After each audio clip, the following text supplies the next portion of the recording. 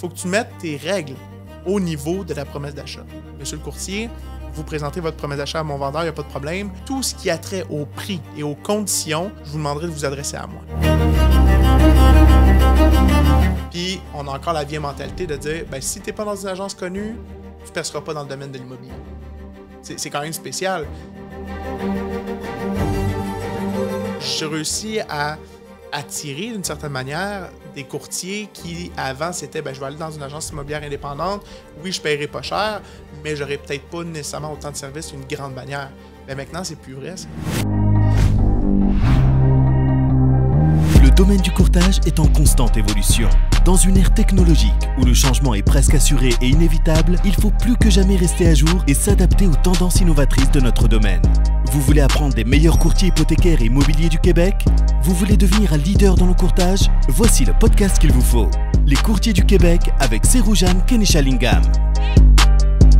Alright, bonjour tout le monde, j'espère que vous allez bien. Les courtiers du Québec, un autre épisode simplement pour vous, pour amener plus de business dans votre carrière dans le courtage immobilier, en tant que courtier immobilier. Aujourd'hui, j'ai la chance d'être avec Simon-Pierre Poirier. Simon-Pierre, c'est une personne vraiment intéressante. Il fait plein de choses. Donc, il est courtier immobilier, dirigeant d'agence, propriétaire de Pro Immobilier Hypothèque. Yes. Yes, les aussi. Yeah, on est parti. Vous ne savez pas le nombre de fois que j'ai repris ça. Mais vraiment content, Simon. Est-ce que je peux t'appeler Simon? Tu peux m'appeler comme tu veux. Si tu veux. Appelle-moi Sissi.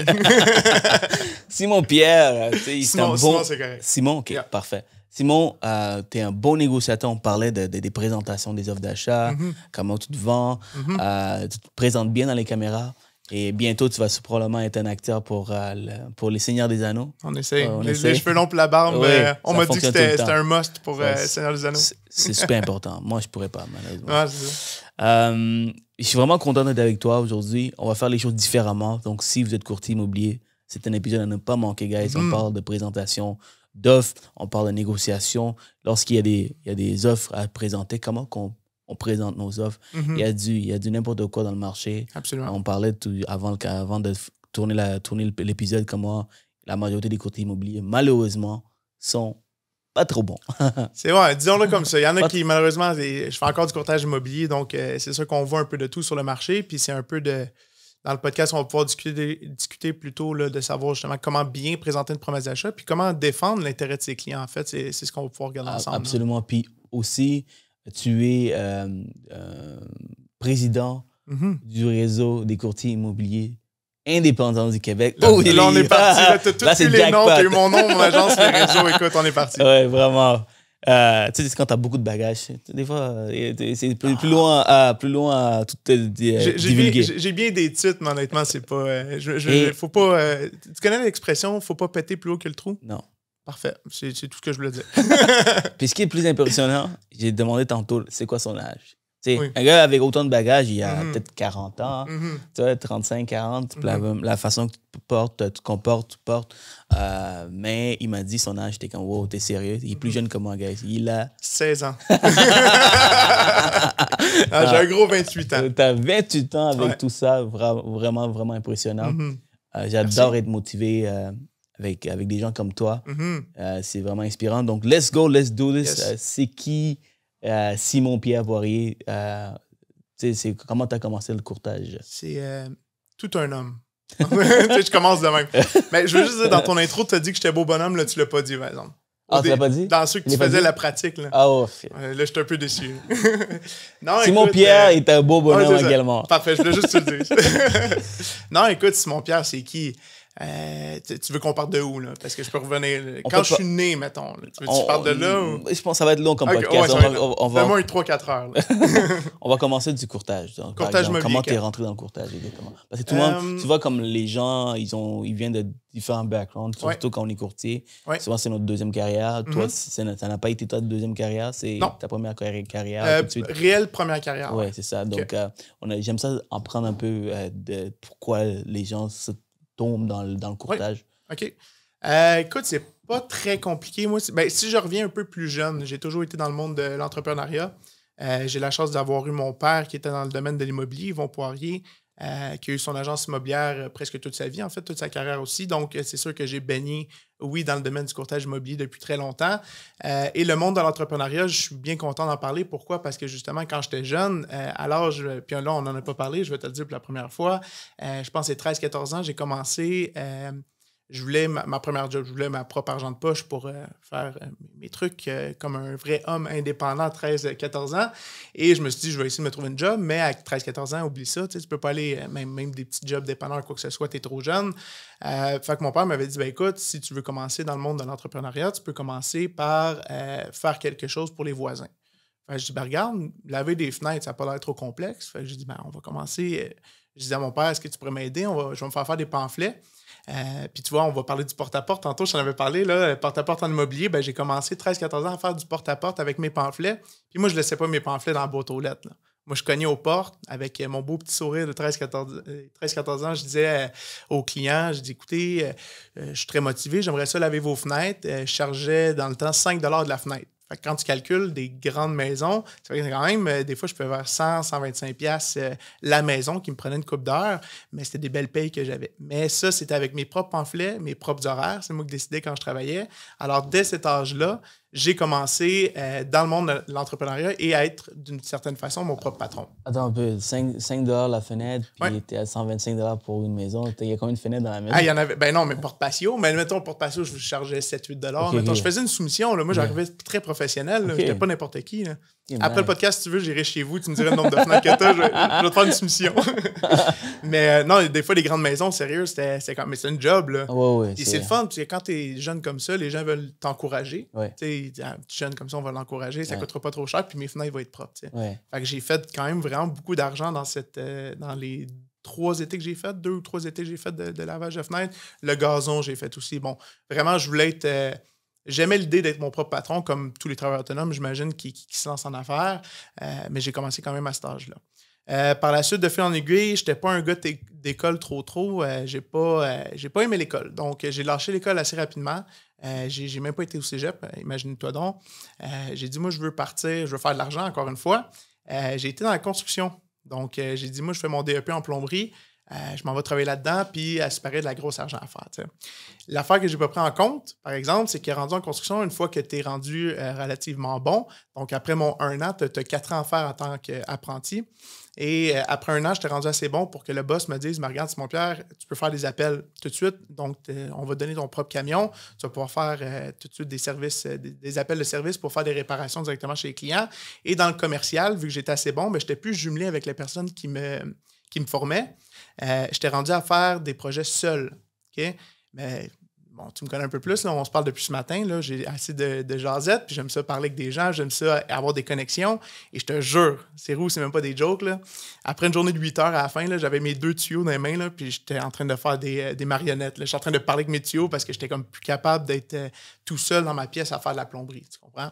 Fait que ça n'a pas été long, j'ai lâché en dedans de, je pense, c'est 10 mois, j'ai fait là-dedans, j'ai fait no way que je vais continuer.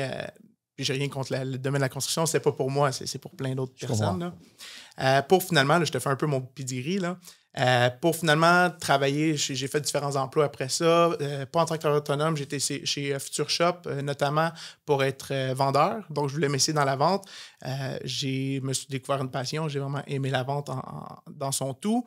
Et pourquoi je te raconte ça, en fait, c'est que là, on arrive à l'immobilier. Puis moi, j'avais la pensée de dire, non, oui, que je vais avoir un peu la vie facile. Tu sais, mon père est en immobilier. Je veux pas faire comme mon père. J'avais un peu l'idée rebelle que je voulais pas faire ça. Et finalement, quand je me suis découvert une passion dans la vente, de fil en aiguille, quand j'ai commencé à travailler dans les magasins et tout ça, j'ai fait, ben là, ça ferait juste du sens d'aller faire mon cours de courtier immobilier. T'sais. Fait essayons-le. Puis si j'aime pas ça, je ferai d'autres choses. Fait que ça, je pense en 2014, de mémoire, que j'ai fait ça. Et ma première année, on va parler un peu plus tard, là, peut-être des moyens de prospection pour aller chercher la clientèle, parce que ma première année, j'ai tout cassé. Je pense que j'ai vendu une 20aine de propriétés de mémoire et tout ça avec ma propre clientèle. Donc, il n'y a pas papa derrière moi qui m'a aidé, il n'y a pas personne qui m'a aidé. J'ai été chercher ma propre clientèle dans ma première année pour vendre une 20aine de propriétés, qui est énorme là, pour une première année. Fait que je suis rentré dans le domaine comme ça. Et encore une fois, de fil en aiguille, mon père qui prenait de l'âge, si on veut, rendu à aujourd'hui, si on veut, on avance dans les années, ben éventuellement, il dit, écoute, Simon-Pierre, si ça t'intéresse, un rôle de dirigeant d'agence ou de dirigeant d'entreprise, ben éventuellement, je vais prendre ma retraite. Si tu veux racheter l'entreprise, ben, c'est quelque chose qui pourrait être fait pour toi. T'sais. Fait que commencer à me former avant même que j'aie mon permis de dirigeant d'agence en tant que directeur de développement des affaires pour que je comprenne un peu comment ça fonctionne et éventuellement en tant que dirigeant d'agence avant même d'avoir mon permis. Donc, je baigne là-dedans depuis vraiment longtemps. Et là, depuis, ça fait quoi, 3-4 ans que je suis officiellement le propriétaire là, solo, si on veut. J'ai vraiment racheté à 100% de Pro Immobilier Hypothèque, l'agence immobilière.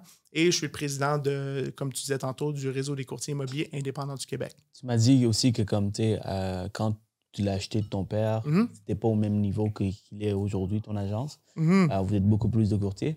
Effectivement. Donc, c'est pas pour me vanter non plus parce que, je veux dire, partir une agence immobilière, c'est une méchante job. Puis, il a fait un méchant beau travail. Mais je suis fier de dire quand même que j'ai pas juste... parce que des fois, il y a personne qui me l'a dit, mais dans les yeux des gens, j'ai l'impression que des fois, c'est comme « Ah, mais Simon-Pierre, c'est facile. Là. » Je veux dire, t'as racheté l'entreprise, puis tu te pognes un peu le beigne après, puis tu roules là-dessus, mais c'est loin d'être ça. Là. Moi, ça vient me chercher quand quelqu'un quand tu me dis qu'il y a du monde qui devrait penser comme ça, parce que tu vois, comme étant la première génération, que moi, je dois travailler fort pour bâtir quelque chose, j'aurais aimé ça avoir des parents qui ont déjà bâti quelque chose pour moi, puis je prends la relève et que je le monte dans un autre espace, c'est l'entreprise. J'aurais aimé ça. Toi, tu as la possibilité de le faire.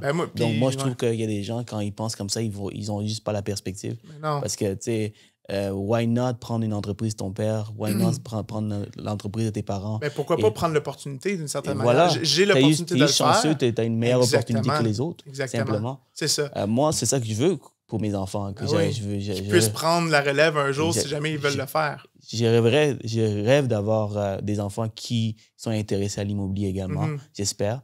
Tu vois, après ça, ils vont prendre la relève. Donc, je pense que c'est vraiment une bonne chose, jusque les gens... ils voient pas la... Je comprends ce que tu veux dire. Moi, c'est sûr que j'ai repris le flambeau parce que d'un, ça m'intéressait. Moi, j'ai 3 sœurs plus vieilles que moi. Puis, de mémoire, je pense qu'il y en a 2 qui se sont essayés dans l'immobilier puis qui n'ont juste pas aimé ça, donc ils ont lâché. Puis mon père n'a jamais forcé personne à dire tu reprends la business, puis il l'a pas fait avec moi non plus. J'ai eu aucune pression. Il dit c'est pas à toi, je la vends à quelqu'un d'autre. C'est aussi simple que ça. T'sais. C'est sûr qu'il est content que ce soit moi parce que ça reste son entreprise que lui est parti. Son bébé, puis c'est son bébé, puis là, exactement, c'est moi qui reprends la chose. Maintenant, qu'est-ce que je te dis, c'est de comprendre qu'il y a des gens qui peuvent penser que c'est la vie facile. De dire, toi, puis écoute, on parle d'une ex là, qui à un moment donné, c'est sa sœur, qui est une vieille histoire, là, ça fait une couple d'années. Puis on est au souper de famille, puis là, sa sœur, elle me demande, c'est les premières fois, puis elle dit qu'est-ce que tu fais dans la vie? Genre, mon agence immobilière, je commence, ça fait 3-4 ans de ça, donc je commençais à avoir mon agence, je venais d'acheter, j'étais tout content. Ouais, t'es parti à la propre agence? Je dis non, j'ai acheté l'entreprise de mon père. OK, c'est bien plus facile de bon. C'est juste un petit commentaire comme ça qui n'était pas méchant. C'était pas méchant, mais je l'ai pris de la mauvaise façon de dire oh, mais c'est pas facile. D'un, j'achète. De 2, je veux dire, il faut que je continue l'entreprise. Je peux pas juste m'asseoir sur mon beigne et te dire ça va continuer à rouler tout seul. Là. Puis comme je te disais hors micro, c'est le fait que j'ai réussi ou je veux amener l'agence à une autre étape. Tu comprends? Je veux juste la faire avancer. Puis une agence immobilière, ce qu'on veut tous, on ne se le cachera pas, c'est d'avoir le plus de courtiers possible. C'est même pas pour la retombée financière, c'est juste d'avoir le badge, si on veut. Là. C'est juste ça qui me vient en tête de dire j'ai tant de courtiers, puis moi, je trippe à former mes courtiers, puis à recevoir des appels. Je reçois des dizaines et des dizaines d'appels par jour pour aider mes courtiers à faire des formations. C'est ce que j'aime faire. T'sais. Fait que j'ai juste trouvé ma niche, puis vu que je l'avais dans ma famille, ben, j'en ai profité, tu comprends? Ça me fait penser à Donald Trump. Est-ce que tu me compares à Donald Trump? Non, pas du tout, mais je veux dire, comme tu sais, lui, il fait tout le temps critiquer parce que son père, il lui a prêté $1 million. Et là, grâce au $1 million qu'il a prêté, lui, il l'a amené à $1 milliard de dollars. Exact. Et les gens, encore aujourd'hui, il y en a tout le temps quelqu'un qui... c'est ton père. Un petit clown qui crie c'est grâce à ton père qui t'a donné $1 million. Et mon ami, il veut te donner $1 million. Vas-y, monte ça à $1 milliard, puis on va en parler. Exact. Tu vas voir que c'est pas tout le monde qui sont capables d'élever une business. Et c'est pas tout le monde qui peut être capable de prendre le flambeau et maintenir une business comme ça, où ça prend beaucoup de talent, ça prend beaucoup d'expérience. Donc, tu sais, moi, j'ai une équipe de 10 personnes, puis je vois le quantité de travail que tu dois avoir, tu dois faire, le leadership que tu dois avoir pour pouvoir faire en sorte que les gens soient inspirés par toi. ça prend beaucoup de choses. Donc, quelqu'un qui a aucun talent, aucune expérience, ben, il va acheter l'agence, puis ça va tomber à l'eau. C'est ça. Puis c'est sûr, ça s'apprend d'une certaine manière, mais il faut que tu l'ailles quand même inné. Moi, c'est sûr que quand j'ai repris l'entreprise, j'ai des employés de salariés à gérer et j'ai les courtiers derrière ça. Puis là, on a parlé tantôt, j'ai 28 ans. Là. Quand je suis rentré là-dedans, j'en avais pas 28. Puis 28, je me considère encore très jeune. J'ai encore mon cœur d'enfant. Tu l'as acheté à 24? J'ai acheté à 24 ans, oui. Wow. Ouais. Vraiment génial. Puis tu me l'as dit hors micro, ça se dit? Hors micro. Hors micro, on s'en a parlé. Tu pensais pas que j'avais 28 ans. Là. Avant que tu me poses la question, tu pensais que j'étais dans trentaine. Mais c'est parce que j'ai comme pas eu le choix d'avoir cette maturité-là. Parce que quand j'ai obtenu mon permis de courtier immobilier, puis je savais que je voulais avoir un poste de direction à l'agence, mais j'ai pas eu le choix d'apprendre tout ce qu'il fallait apprendre pour être capable d'éventuellement coacher des courtiers. Moi, j'avais là, maintenant, c'est normal, mais quand j'ai racheté l'entreprise, maintenant, il y a 4 ans, ça fait 3-4 ans que je suis dirigeant d'agence, j'avais des courtiers qui avaient 30-40 ans d'expérience qui m'appelaient pour me poser des questions. Puis je ne pouvais pas dire « Ah ben, je sais pas. » Tu comprends? Puis moi, il n'y a rien de plus, pas insultant, mais rien que de plus plate que de dire à un courtier « Je ne sais pas. » Est-ce que ça t'arrive de dire tu ne sais pas, mais tu vas revenir avec les réponses? Il faut être humble dans la vie. Des fois, mais tu reviens avec les réponses. Ah oui, toujours. Moi, j'ai toujours dit à mes courtiers, autant quand je les embauche ou quand ils sont déjà chez nous, de dire écoute, ça se peut que des fois, je n'avais pas la réponse. Mais je te garantis une chose, par exemple, c'est que je vais te la trouver. Fait que c'est ça auprès de l'OACQ, un juriste, peu importe. Si j'ai pas la. Puis 95%. Tu sais, en immobilier, c'est tout le temps à peu près les mêmes questions qui reviennent sur les promesses d'achat, annexe R, les clauses type, peu importe. C'est à peu près tout le temps dans les mêmes girons, si on veut, là, les questions. Et qu'est-ce que je trouvais vraiment, vraiment intéressant depuis que j'écoute tes vidéos, tes capsules, tu rentres vraiment dans les détails des lois, des conditions. Je pense que j'ai vu une fois où tu as fait un genre de capsule de 10-15 minutes juste parler d'un sujet. C'est comme, wow, OK, le gars, il sait vraiment de quoi il parle. Je t'ai dit en début d'entrevue que je suis pas un gars d'école nécessairement. Par exemple, mais je me suis inscrit à l'université pour aller chercher c'est un certificat, je ne veux pas me tromper dans les termes, je pense que c'est un certificat en droit. Donc, rendu à l'âge que j'ai, là, je peux aller chercher certains crédits pour aller à l'université, tout ça. Mais le droit en tant que tel, je ne veux pas devenir avocat. Mais tout ce qui est loi, droit, l'OACQ, puis je me suis présenté sur le CA de l'OACQ. Malheureusement, je n'ai pas remporté les élections parce que c'est Mme Ménard qui est là depuis tellement longtemps qu'elle se fait toujours réélire, qui est bien correcte, c'est très bonne. Mais j'ai reçu un courriel... J'imagine, je peux le dire. De toute façon, quand ça va sortir, je vais avoir fait mon entrevue. Mais demain, là, on est mardi, donc mercredi, j'ai eu une autre entrevue pour un autre CA à l'OACQ parce qu'ils ont aimé ma candidature. Oh, ouais. Donc, puis à l'OACQ, je veux dire, c'est beaucoup de lois, puis c'est beaucoup de... Je fais des bonnes connexions, alors. Tu fais de très bonnes connexions. C'est où? Avec toi, là, tout va bien se passer. Oui, mais tu vois, j'espère que quand tu vas être président, je vais pouvoir te contacter. Président de l'OACQ, ouais, ça, je pense pas que ça va arriver nécessairement, mais c'est le fun de pouvoir s'impliquer, par exemple, auprès de la PCQ, l'OACQ, tous les organismes qui touchent à l'immobilier, c'est quelque chose qui m'intéresse de toute façon. Puis en allant chercher mon certificat en droit, je pense que ça va juste me donner des cordes de plus à mon arc là, pour autant servir mes courtiers que justement juste en connaître plus sur la profession de l'immobilier parce que c'est toujours en expansion. T'sais. Fait que c'est pas mal la personne que je suis. Présentement, c'est ça. Je suis propriétaire de mon agence immobilière qui a une centaine de courtiers quand même à travers la province. Là. Les gens... combien exactement? 100. Écoute, là, ça change tout le temps là, parce qu'il y a beaucoup d'embauches qui se font dernièrement, mais je pense qu'on est 108, précisément. Ouais, c'est quand même à travers la province. Quand tu as repris la business de ton père, vous étiez combien? De mémoire, encore une fois, 83. Là, OK. À peu près. Là. Donc, tu as augmenté d'une vingtaine de courtiers, puis il y avait aussi une rétention. Exactement. Right? Il y a toujours la rétention qui est la plus importante. La rétention, c'est la plus importante. C'est bien beau augmenter à 200 ou 100, mais si tu n'as pas la rétention, tu perds beaucoup. C'est des projets aussi. Là. En agence immobilière, je veux dire, comme par exemple, puis encore une fois, mon père a fait une sale job, là, une bonne job, tu comprends? Mais en même temps, puis lui-même, il dit, là, rendu à la fin de ta carrière, tu es plus fatigué, tu es moins motivé à faire des trucs, tu comprends? Fait que moi, j'ai emmené les formations. Moi, j'en donne une par semaine, même 2 parce qu'on fait l'hypothèque. Donc, 2 formations par semaine à mes courtiers, chaque semaine, 52 semaines par année. Tu comprends? C'est des choses que je ne faisais pas avant l'agence immobilière. Fait que j'ai réussi à attirer d'une certaine manière des courtiers qui, avant, c'était je vais aller dans une agence immobilière indépendante. Oui, je ne paierai pas cher, mais je n'aurai peut-être pas nécessairement autant de services qu'une grande bannière. Mais maintenant, c'est plus vrai, ça.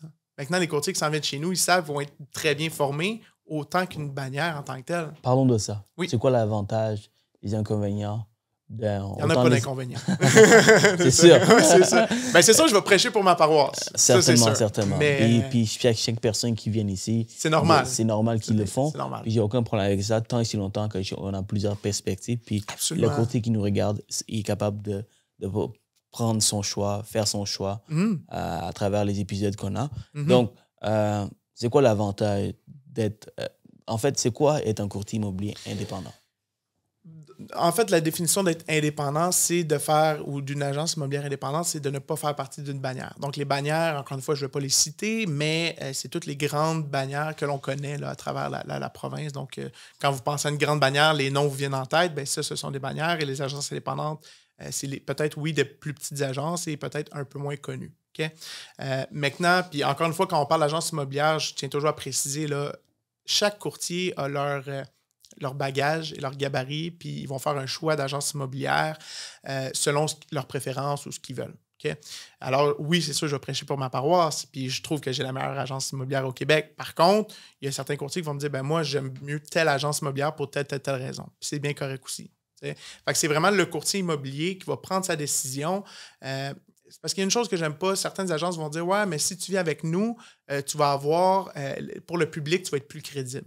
Okay? Puis je te donnais tantôt comme exemple à la blague, toi, Cérou, mettons, tu t'en vas courtier immobilier, puis tu te dis, je me pars, et tu as déjà une banque d'acheteurs, OK? Ou mettons que tu es le meilleur courtier immobilier au Québec, présentement. Tu vends des centaines et des centaines de propriétés par année, et tu es dans une grande bannière présentement. Bien, demain matin, là, okay, tu deviens dans une agence immobilière indépendante, ou même encore mieux, tu pars ta propre agence immobilière, okay, indépendante, et ton agence s'appelle l'agence Grenouille. On va prendre Grenouille. T'aimes-tu ça, l'agence Grenouille?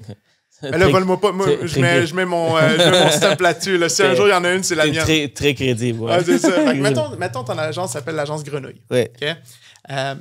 Est-ce que tu penses que tu vas vendre moins de maisons à cause de ça? OK, Grenouille, c'est peut-être extrême comme exemple, là, mais je sais pas, moi, Cérou Inc., c'est ton agence immobilière. Ben, souvent, les courtiers, c'est l'exemple que je donne de dire, ben, les courtiers vont dire, ben non, je ne vendrai pas moins de propriétés. La raison est très simple. C'est parce que moi, personnellement, quand je vends une propriété, mon client veut faire affaire avec Simon-Pierre Poirier, courtier immobilier. Pas avec Pro Immobilier Hypothèque, pas avec telle ou telle agence. Okay? Puis je te donnais aussi comme exemple tantôt que des fois, je signe mon contrat, puis moi, je ne suis pas quelqu'un qui va vanter l'agence immobilière nécessairement. Puis c'est la mienne, là. Okay? Parce que je pense que la relation, on a 3 intermédiaires là-dedans. On a le client, on a le courtier, puis on a l'agence immobilière. Right? La relation entre le courtier et le client est là, mais il n'y a pas vraiment d'intervenant, mais il n'y a pas vraiment de connexion entre le client et l'agence immobilière, et plus entre l'agence immobilière et le courtier. Fait que c'est client-courtier et courtier-agence. Tu comprends? Fait qu'un courtier va prendre une décision pour aller dans une agence immobilière, c'est par rapport à ce que lui désire avoir. Mais de dire que l'agence immobilière offre un service ou offre quelque chose de mieux au client, j'ai un peu de difficulté avec ça. Parce que comment tu peux expliquer, par exemple, un courtier qui est indépendant ou qui est à son compte? Il va vendre des propriétés, le courtier à son compte, puis pourtant, il n'y a pas d'agence derrière lui, mais il va vendre quand même des propriétés. Tu comprends? Fait que moi, je ne mets pas l'emphase sur l'agence immobilière. Quand je vais voir un client, je vais dire, écoutez, monsieur ou madame la cliente, moi, je suis Simon-Pierre Poirier, voici ce que je vais faire pour vous pour vendre votre propriété. Tu comprends? Après, tout est une question de service. Il faut que l'agence offre des services et des programmes pour t'aider à vendre des propriétés. Tu offres des formations, tu offres du support. Un coup que tu as ça, tu es capable de faire un choix éclairé par rapport à l'agence que tu vas aller choisir. Là. Tu es en train de dire que si on prend une grande bannière, les services, les plateformes, les cours, les formations, aujourd'hui, en 2023, c'est moins crédible si cette grande bannière dit que les indépendants n'offrent pas ce genre de service. Oui. Ben, c'est parce que je pense, puis encore, moi, je fais jamais ma langue sale. Jamais je vais dire que les bannières, c'est mauvais. Je pense que c'est très bien pour certains types de courtiers. Okay? Puis je pense pas que les bannières, c'est vice-versa. Je pense qu'on est tous très respectueux, on est tous dans le même domaine, on prêche tous pour la paroisse de l'immobilier d'une certaine manière. Donc, je pense pas que les dirigeants d'agence, ou du moins les bannières, font leur langue sale par rapport aux agences immobilières indépendantes. Tout le monde comprend qu'il y a de la place pour tout le monde dans ce domaine-là. T'sais? Mais par exemple, s'il y en a qui disent ben va pas dans une agence immobilière indépendante parce que tu vas avoir moins de services ou moins de programmes, complètement faux. C'est juste qu'ils n'ont jamais fait de la recherche. Puis je te disais tantôt aussi, je trouve ça dommage parce que maintenant, je réussis à rentrer dans les écoles pour faire des formations aux nouveaux courtiers qui vont arriver dans le domaine de l'immobilier. Et moi-même, quand j'ai fait mon cours en 2014, mes professeurs et tout ça me parlaient bon, ils savaient c'était quoi des agences immobilières indépendantes, mais je n'avais pas de rencontre avec des agences immobilières indépendantes et on ne me donnait pas d'informations là-dessus. On me parlait, OK, mais toi, quand tu vas aller dans telle bannière ou telle bannière ou telle bannière, on avait juste ça comme portrait. Puis moi, j'avais la chance d'avoir mon père qui était dirigeant d'une agence indépendante. Puis j'étais comme, ouais, mais pourquoi vous n'en parlez pas? Ben, c'est parce qu'ils n'ont pas l'information. Ils ne sont jamais allés la chercher. Fait qu'ils ne sont pas capables d'en parler. Puis on a encore la vieille mentalité de dire, ben, si tu n'es pas dans une agence connue, tu ne perceras pas dans le domaine de l'immobilier. C'est quand même spécial. Parce que, encore une fois, si on était dans le début des années 2000, 90, où est-ce que l'Internet n'était pas aussi développé, puis on n'avait pas la fameuse plateforme Centris, qui est le mot-clé, si on veut. Okay? Centris, c'est là que ça se passe. Ouais. Que tu sois chez telle ou telle bannière ou telle agence immobilière indépendante ou tu sois autonome, ta propriété va se retrouver sur Centris si tu fais partie, par exemple, de la PCQ d'une chambre mobilière. Okay? Si la propriété se retrouve sur Centris, le client acheteur va voir la propriété. Est-ce que tu penses qu'il va regarder la propriété et dire « Ah, mais c'est listé avec telle agence ou telle agence. » Il s'en fout. Lui, il veut juste aller visiter la propriété et faire une promesse d'achat. Ouais. Okay? Fait que dans le début des années 2000, est-ce que la bannière ou l'agence immobilière faisait une différence? Oui, peut-être. Parce que là, les grandes bannières étaient plus connues, il y avait plus de parts de marché. Mais maintenant, là, c'est le fun parce que tout le monde est sur le même pied d'égalité. Tout le monde a la même visibilité. Puis les journaux, ça marche beaucoup moins, là, on va se le dire. On est beaucoup plus numérique maintenant. Fait que les annonces dans les journaux et tout ça, c'est moins d'actualité. Donc, puisque c'est tout numérique puis tout le monde est affiché sur Centris, tout le monde est sur le même pied d'égalité. Okay? Puis maintenant, je vais te poser une question. Toi qui es courtier hypothécaire, tu es dans le business, je te dis, Sirou, 2 agences immobilières, il y en a une qui va te charger, on va parler de montant, là, mais je ne parlerai pas des montants de mon agence là, qui est vraiment différent des grandes bannières, mais mettons, je te charge 1000$ pour vendre des propriétés par mois ou je t'en charge 100$ pour vendre des propriétés par mois puis tu as exactement les mêmes services et les mêmes programmes. Tu t'en viens dans quelle agence? Ben, bien sûr, 100$. Celle qui va coûter la moins cher. Ouais. Fait que c'est un peu sur le tu sais, quand on dit quel pied danser, ben si à un moment donné, le courtier, il faut qu'il prenne une décision par rapport à ce que lui veut avoir. Okay? Moi, je me pose tout le temps la question pourquoi moi je paierais 1000$ par mois pour vendre des propriétés quand en réalité, je peux le faire un peu dans n'importe quelle agence. Donc, laisse-moi faire le diable dans la conversation. C'est-à-dire que moi, je suis la grande bannière. Ouais. Et je te dis, ben, OK, oui, Simon-Pierre, c'est intéressant. Si ça charge 100$, moi, je charge 1000$. Mais mon nom aujourd'hui est beaucoup plus connu. Et n'importe qui tu demandes dans la rue, avec qui tu te fais affaire avec, ils vont. Est-ce que tu connais cette telle bannière? Ils vont clairement dire oui, parce que ça fait des années, depuis 1990, ça existe, par exemple. Aussi, en tant que nouveau courtier, Simon-Pierre, moi, les nouveaux courtiers qui rentrent, même s'ils n'ont pas de branding, ils n'ont pas de nom fait à leur nom encore, mais juste utiliser le nom de la bannière va les aider à pousser leur service. Là, c'est sûr que toi, en étant une agence indépendante qui est moins connue, absolument, tu as moins de pouvoir de ce côté-là. Qu'est-ce que tu peux me dire là-dessus? Ben, moi, ce que je dis, j'ai jamais eu un client. Okay? Ça fait quand même 8 ans que je suis dans le domaine. Là. J'ai jamais eu un client qui me dit « Ah, t'es pas pour telle bannière? Comment ça, t'es pas là? Ça veut dire que ma maison va bien moins se vendre. » Pas du tout. Okay? J'ai jamais eu ça comme commentaire. Maintenant, si quelqu'un me posait la question, ben, je dirais « Écoute, tu sais que je travaille autonome, right? » Ouais, OK. Fait que ça veut dire que je suis mon propre patron d'une certaine manière. Et moi, là, demain matin, mettons que je n'avais pas mon agence immobilière indépendante. Okay? Je ne serais pas le dirigeant de l'agence. Qu'est-ce que je ferais? Ben, j'irais m'embaucher ailleurs, dans une autre agence. Est-ce que tu penses que je me ferais refuser? Moi, je peux aller travailler pour telle bannière, telle agence immobilière. Je travaille autonome. Fait que le courtier décide où est-ce qu'il va travailler. Est-ce que tu penses sur les 17 000 courtiers? Mettons qu'on dit on est 17 000 courtiers au Québec et mettons qu'il y en a 10 000 qui sont vraiment top, puis il y en a un autre 7 000 bon, qui tire de la patte, mettons. Mais les 7 000 qui tirent de la patte, là, il y en a des bannières. Là. Est-ce que c'est tous des top guns? Pas du tout. Mais c'est le courtier qui décide où est-ce qu'il va aller s'embaucher d'une certaine manière. T'sais, oui, un filtre. Bon, l'agence va filtrer les courtiers, ça se peut qu'il en refuse. La majorité du temps, là, le courtier va réussir à rentrer. Est-ce que c'est vrai de dire que c'est tous des top guns puis que c'est sûr que tu vas vendre la maison parce que tu es dans telle ou telle manière? C'est faux de le dire. Okay? Puis maintenant, c'est un nouveau courtier qui rentre dans le domaine. Moi, personnellement, aller payer, par exemple, 1000$ par mois, puis je dis des prix, là, okay, je ne veux pas que personne se sente attaqué par ça. Je dis 1000 parce que c'est des prix astronomiques.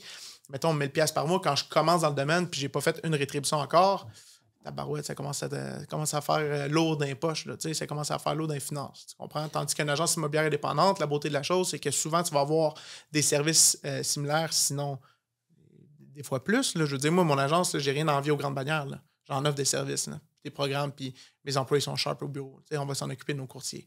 Maintenant, le prix est beaucoup moindre aussi. Fait que pour un nouveau courtier qui rentre dans le domaine, ça fait bien moins lourd dans les poches à ce moment-là. Il va être capable de venir chez nous et de dire « OK, mais au moins, je peux respirer parce que même si je n'ai pas fait de transaction le premier, deuxième mois, ben ça ne m'a pas coûté cher. » Là. Tu comprends?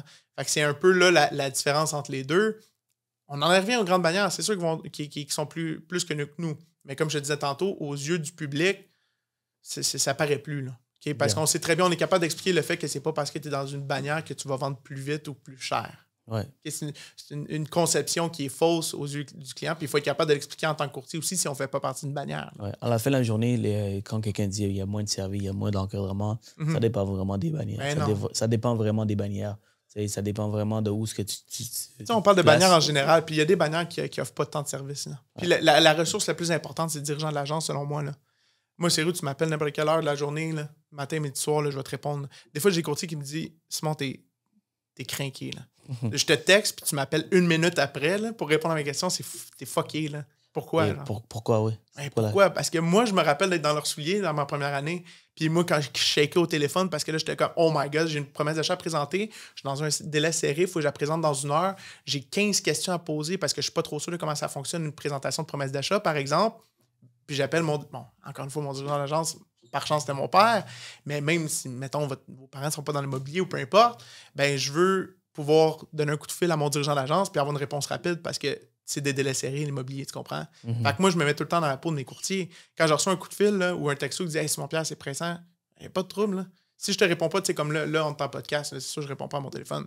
Mais dès qu'on termine, je vais avoir à peu près 15 textos, je le sens vibrer dans mes poches. Là. Mais c'est sûr que tout le monde va avoir des retours d'appel. C'est ma job en tant que dirigeant d'agence. Puis combien de fois, et dernière fois, là, puis encore une fois, je ne parlerai pas des bannières parce que c'est une autre agence immobilière, mais le courtier me dit « Simon-Pierre, j'ai 6 dirigeants ou directeurs à mon bureau. 6. J'ai appelé les 6, puis j'ai reçu une réponse 24 heures plus tard. J'ai jamais eu de réponse dans la journée même. Une chance, c'était pas pressant, mais c'est complètement fou, là. Moi, je suis tout seul. J'ai pas d'autres directeurs qui s'en occupent parce que je suis capable de le faire, parce que je mets 100% de mon temps là-dessus. Tu comprends? Mais quelqu'un qui m'appelle ou qui me texte, c'est sûr que tu as une réponse extrêmement rapidement. Puis ça, c'est apprécié de la part des courtiers. Fait que je pense que la ressource du dirigeant d'agence, c'est une des premières choses à regarder quand tu veux joindre une agence immobilière. Autant une bannière qu'une agence indépendante.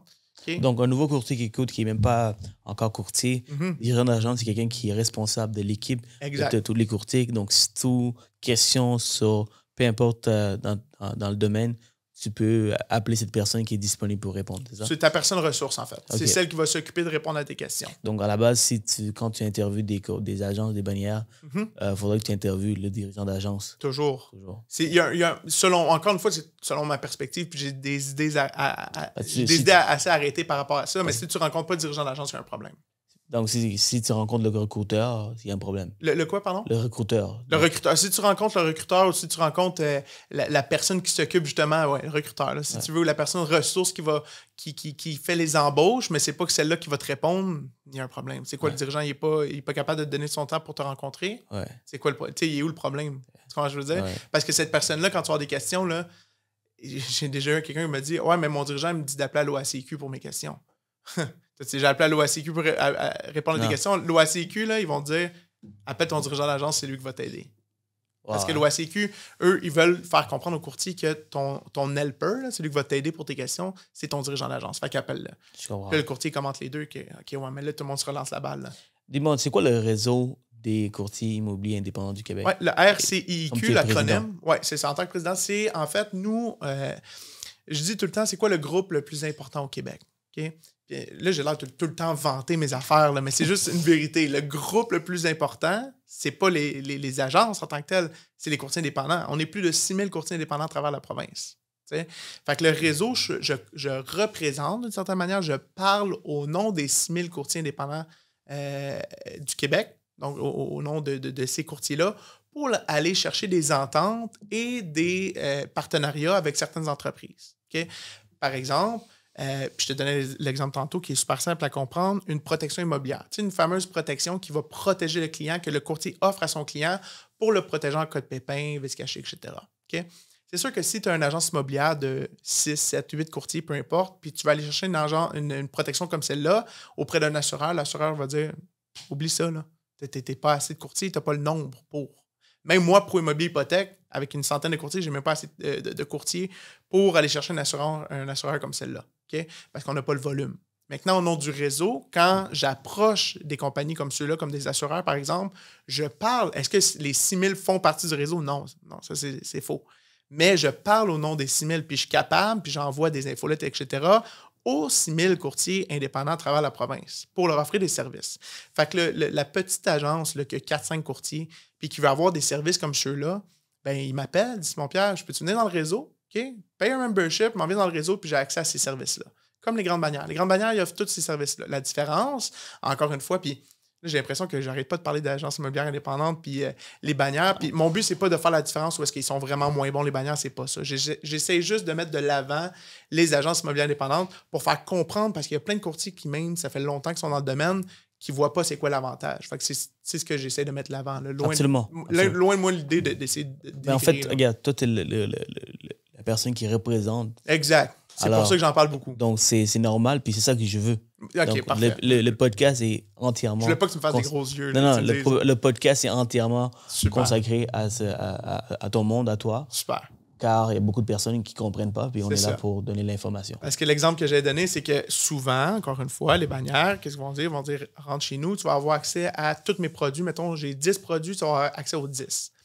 Nous, la problématique qu'on a trouvée avec ça, c'est que quand le courtier rentre dans l'agence immobilière, est-ce qu'il y a réellement besoin des 10 produits ou des 10 services à offrir aux clients? La réponse est non. C'est quoi les genres de services? Ça peut être, comme je te disais, une protection immobilière à offrir à son client. Le site Internet, j'ai des courtiers qui ne veulent rien savoir d'avoir un site Internet. Ils disent, écoute, moi, ça ne me servira à rien. Okay? Ça peut être, ben là, on a des noms pour les programmes ePubWeb. Fait que c'est un programme qui prend la propriété sur Centris puis qui redistribue sur une panoplie de sites Internet reliés à l'immobilier. Okay? Fait qu'il y a plein de services comme ça. Fait que c'est sûr que si l'agence t'offre 10 services, ben c'est faux de dire que le courtier va être capable d'offrir ces 10 services-là au courtier, à son client. Okay? Je te donne un exemple. La protection immobilière, moi, j'ai des courtiers qui me disent « je ne la veux pas parce que je ne suis pas à l'aise de la présenter à mon client. J'aime pas ça, la présenter à mon client. » Okay? Fait que c'est sûr que le courtier qui ne veut pas l'avoir, ben, quand il rentre dans cette agence-là qui offre les 10, ben, tu payes le membership ou tu payes le montant mensuel que tu payes à ton agence immobilière contient ces 10 services-là. Alors, nous, on s'est arrêtés, puis on a dit, on va faire la chose à l'envers. Tu t'en viens chez nous, tu payes un montant qui est très, très bas au niveau mensuel. Donc, tes frais d'agence sont très bas, tes frais de transaction sont très bas. Et par la suite, tu vas aller chercher tes services à la carte. Donc, autant dans mon agence immobilière, de Pro Immobilier ou du réseau, chaque courtier est libre de choix d'aller faire justement son choix de produits. Donc, de dire, Simon-Pierre, moi, un site web, tabarouette, ça m'allume, j'en veux un, ça coûte pas cher, let's go, je vais le prendre. Honnêtement, ta protection immobilière, par exemple, ça ne me colle pas à la peau, j'ai de la misère à le présenter à mes clients, j'aime pas ça, je veux rien savoir. Mais moi, je vais dire, pas de trouble. Moi, tu rentres chez nous, là, je t'oblige pas à rien prendre. Là. Moi, tu rentres chez nous et tu veux absolument aucun service, il n'y en a pas de problème. Là. Tu vas avoir ton frais minimum d'agence puis d'attitude. Est-ce que tu peux vendre des propriétés pareilles? Ben oui, tu peux en vendre. Tu comprends? Fait que c'est le courtier qui va être capable de naviguer à travers tout ça et de dire, je veux ça. Intéressant. C'est une grande différence qu'on a avec souvent les bannières. Là. Puis peut-être qu'il y a des bannières qui fonctionnent comme nous, là, comme je te dis, je pourrais pas dire. N'importe quelle agence immobilière qui veut, un courtier qui veut fonder sa propre agence immobilière, être membre de ton réseau va que les aider. Absolument. On est là pour aider les courtiers puis mettre ça de l'avant, en fait. Là. Donc, le maximum de personnes qu'on peut intégrer au réseau, c'est aussi pour avoir de la visibilité en tant que courtier indépendant. Là. Donc, tu me disais que, comme, mettons que toi, tu ouvres ta propre agence et tu veux offrir des services, par exemple, de protection immobilière et tout, tu appelles l'assureur pour tes 6 courtiers. Là. Oublie ça, l'assureur ne va pas te donner les mêmes avantages. Il ne fera même pas affaire avec toi. Ah non? Ah non. Encore pire. Parce que tu n'es pas assez gros. Pour lui, il va perdre de l'argent à faire ça. Tandis que s'il rejoint ton agence, ton réseau, pardon. Le réseau. Ton l'agence. Ouais. L'agence fait partie du réseau, fait que c'est comme interconnecté. Ton réseau, ton agence, ils vont pouvoir bénéficier un peu de tous les services. Tous les services. À la carte. Alors, c'est un service qu'ils peuvent aussi vendre à leur courtier. Comme quoi, eux, ils ont tout. Exact. Autant comme une grande bannière. Exact. Puis tu sais, mon but, puis peut-être qu'on peut terminer là-dessus pour les agences indépendantes, parce que mon but, c'est pas faire la prospection. C'est ça, je veux donner de la valeur aux courtiers qui écoutent le podcast, pas faire la publicité, mais la dernière différence aussi que je pourrais dire, c'est que nous, on est modelable, on est parlable. Tu sais, moi, j'ai un courtier qui m'a appelé à un moment donné qui m'a dit hey, j'aimerais savoir tel service. Ou par exemple, il y a 2 ans, mes courtiers ne voyaient pas la nécessité qu'on fasse leur listing sur Centris ou MLS là, pour les courtiers. Puis à un moment donné, il y a un courtier qui m'appelle qui me dit « Hey, Simon-Pierre, c'est possible pour vous de faire mon listing? » Je fais « Ben, on ne l'a jamais fait, mais laisse-moi coter un prix, puis j'ai un employé pour faire ça. » Fait que, ouais, on va le faire. Fait que, on s'est entendu sur un prix, puis maintenant, c'est un service qu'on offre à nos courtiers, tu comprends? Fait que moi, j'ai des courtiers qui me disent « Hey, j'avais besoin d'un cahier pour vendeur, un guide du vendeur, guide de l'acheteur. » Ah, on n'en a pas présentement à l'agence, il n'y a pas de problème. On va t'en créer. Ça a pris un mois plus tard, on offre le service, puis tous les courtiers peuvent en bénéficier. Fait qu'on est capable toujours d'aller de l'avant puis de faire ce que les courtiers désirent si c'est possible de le faire, c'est sûr. Puis au niveau, la dernière chose, je voulais préciser, c'est au niveau du branding. Moi, j'ai beaucoup de courtiers qui m'appellent et qui me contactent, qui veulent partir des bannières parce qu'ils voient l'opportunité de pouvoir modeler leur modèle d'affaires à 100%. Okay? Moi, j'ai des couleurs chez Pro Immobilier Hypothèque. Là. Je suis dans le noir, blanc, rouge. Mais moi, le courtier qui m'appelle dit « Écoute, Simon-Pierre, moi, j'ai du branding. Moi, je suis fort sur le branding. Puis j'aimerais savoir mes propres couleurs. Je m'en viens chez Pro. Là, est-ce que c'est possible pour moi d'avoir mes pancartes, cartes d'affaires, tout ça, dans le bleu, or, jaune? » Alors, il n'y en a pas de problème. Les lois à l'OACQ sont claires. Donc, les règles de publicité au niveau du logo, le nom, numéro de pas numéro, mais le titre du permis, courtier résidentiel. Un coup que ça, c'est sur ta pancarte, carte d'affaires, là, les couleurs ne sont pas régies par l'OACQ. C'est moi qui les régis. Puis, ce qu'on s'est rendu compte, c'est que souvent, les bannières vont être un peu plus rigides de ce côté-là. Okay? Tu ne peux pas prendre le rouge de leur pancarte puis décider de la teinte de rouge que tu vas avoir, nécessairement. Tu comprends? Alors, chez nous, toutes les couleurs peuvent changer. Okay. C'est des différences qu'on va avoir où est-ce que nous, on n'est plus... Puis encore une fois, je suis sûr que je vais me faire appeler par des dirigeants des bannières. Ils vont dire « Voyons, non, c'est pas vrai. » Je veux pas généraliser, OK? Puis j'ai beaucoup d'amis dans des bannières, puis je dis « nous », c'est un avantage que je me fais dire par les courtiers, fait que j'assume que c'est vrai, mais j'ai pas été vérifier l'information. Fait que je le dis comme ça parce que c'est des choses que je me suis fait dire. S'il vous plaît, appelez-moi pas pour me dire que je dis de la bullshit, c'est pas ça mon but non plus. Je vais juste dire, chez nous, c'est sûr que tu m'appelles, tu me dis « Écoute, tu vas avoir telle ou telle couleur, ou tel branding, ou tel logo. » Tant qu'on est réglementaire au niveau de l'OACQ, il n'y aura pas de refus. À moins que c'est farfelu, tu m'arrives avec un rose nanane puis avec des logos de banane dessus. Là, tu dois garder ton logo, mais tu peux changer les couleurs. Exactement. Okay. Puis le logo, il y a différentes formes aussi qu'on peut avoir et tout ça. Là. Tant que c'est réglementaire l'OACQ puis que moi je l'approuve puis j'approuve beaucoup de trucs, là, ben, ça va être une possibilité de le faire. Parlons des négociations maintenant. Yes. Ta force. Right? Une de mes forces. Une de mes forces. Ouais. Une de tes forces. Donc, tu disais que comme des fois, tu rencontres des courtiers, tu vois dans tes listings quand les courtiers te présentent une offre. Mm-hmm. On parlait tantôt off-camera, comme par exemple un jeune courtier qui a présenté une offre. Mm-hmm. Et lui, il a juste envoyé un courriel. Tiens, voici mon offre. Ouais, croise les doigts comme quoi que ça pourrait passer. Ouais. Tandis que d'autres, ils font des appels téléphoniques. Dans le temps, les courtiers déplaçaient à la personne pour pouvoir présenter leurs offres. Donc, l'importance de bien présenter, c'est super important. Right? Oui.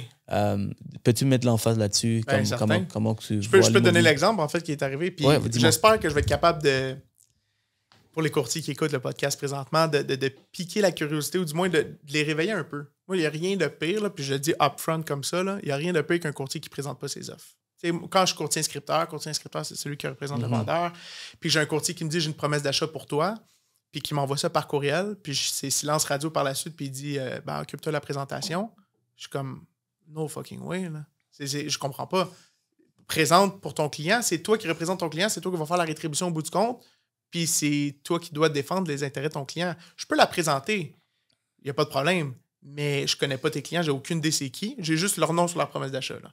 J'ai aucune information c'est qui, c'est un bout de papier que je présente à mes clients. On s'entend-tu qu'une transaction immobilière, puis même hypothécaire, c'est la même chose, c'est des émotions. C'est des émotions, il y a des êtres humains derrière ça. On peut-tu minimum présenter par téléphone? Puis encore une fois, avant la COVID, là, il n'y avait pas ça par téléphone. On se déplaçait pour aller présenter à la maison. Okay? Mm-hmm. On a eu la COVID, puis là, la grosse mode, puisqu'on ne pouvait pas se voir, c'était on envoie par courriel. Okay? Puis on présentait par téléphone. Et là, je ne sais pas ce qui est arrivé, mais à un moment donné, on dirait que les courtiers sont faits, mais regarde, tant qu'envoyer par courriel, là, je ne m'occuperai pas de la présentation. Puis là, tu es comme, that's bad. Là. Et puis, je te donnais l'exemple tantôt j'ai listé une propriété en fin de semaine, ou du moins, j'ai accepté une promesse d'achat en fin de semaine, puis c'était en promesse d'achat multiple. Puis oui, il y a encore des promesses d'achat multiples dans le marché qu'on a présentement. J'ai reçu 5 promesses d'achat. Sur 5 promesses d'achat, il y en a seulement 3 qui ont présenté. Puis c'était tout par téléphone, puis c'est correct parce que même moi, je suis en appel avec mes clients, là, il n'y avait pas possibilité de se rencontrer, fait que ça s'est fait par téléphone. Mais sur 5 promesses d'achat, il y en a eu 3 qui ont présenté par téléphone. Il y en a 2 qui ne l'ont pas fait. Sur les 3 qui ont présenté, c'est rare. Là. Sur 5, je m'attendais à ce que peut-être un courtier me le demande, 2, mais là, il y en a eu 3, j'étais bien content. Et, il y a des courtiers qui demandent toujours en personne au gars aujourd'hui. Il y en a 2 sur les 3 qui ont présenté par téléphone, il y en a 2 qui ont demandé en personne. Puis j'étais super content, puis j'étais comme, hey man, j'aimerais vraiment ça pour eux, puis c'est cool. Là. C'est une belle. Puis ce que je donne, par exemple, pour formation à mon bureau, tu sais, comment présenter une promesse d'achat. Sais-tu comment présenter une promesse d'achat? T'as-tu déjà montré comment présenter une promesse d'achat? Non. Toi, en tant que personne, mettons. Non. Là, okay, bon. Non, je ne suis pas dans votre métier. Non, je sais que tu n'es pas dans le métier, mais ce que je veux dire, c'est ça paraît banal, présenter une promesse d'achat. Mais il y a une stratégie derrière ça. Ouais. Je vais aussi loin dans mes formations de où est-ce qu'on s'assoit.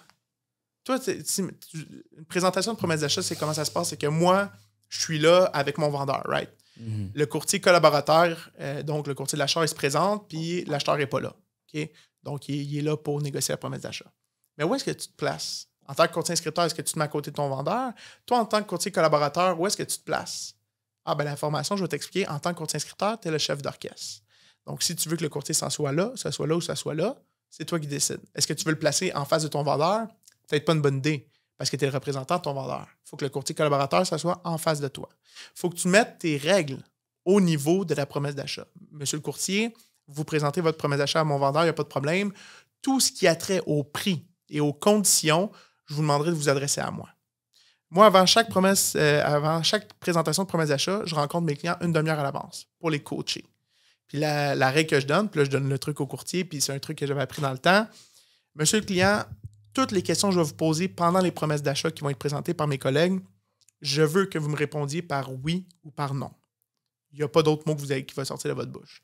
Toutes les questions que je vais vous poser, en fait, je dis oui ou non par rapport au courtier collaborateur, mais moi, quand je vous pose une question, je veux que vous me répondiez oui plutôt, pas de non, excuse-moi.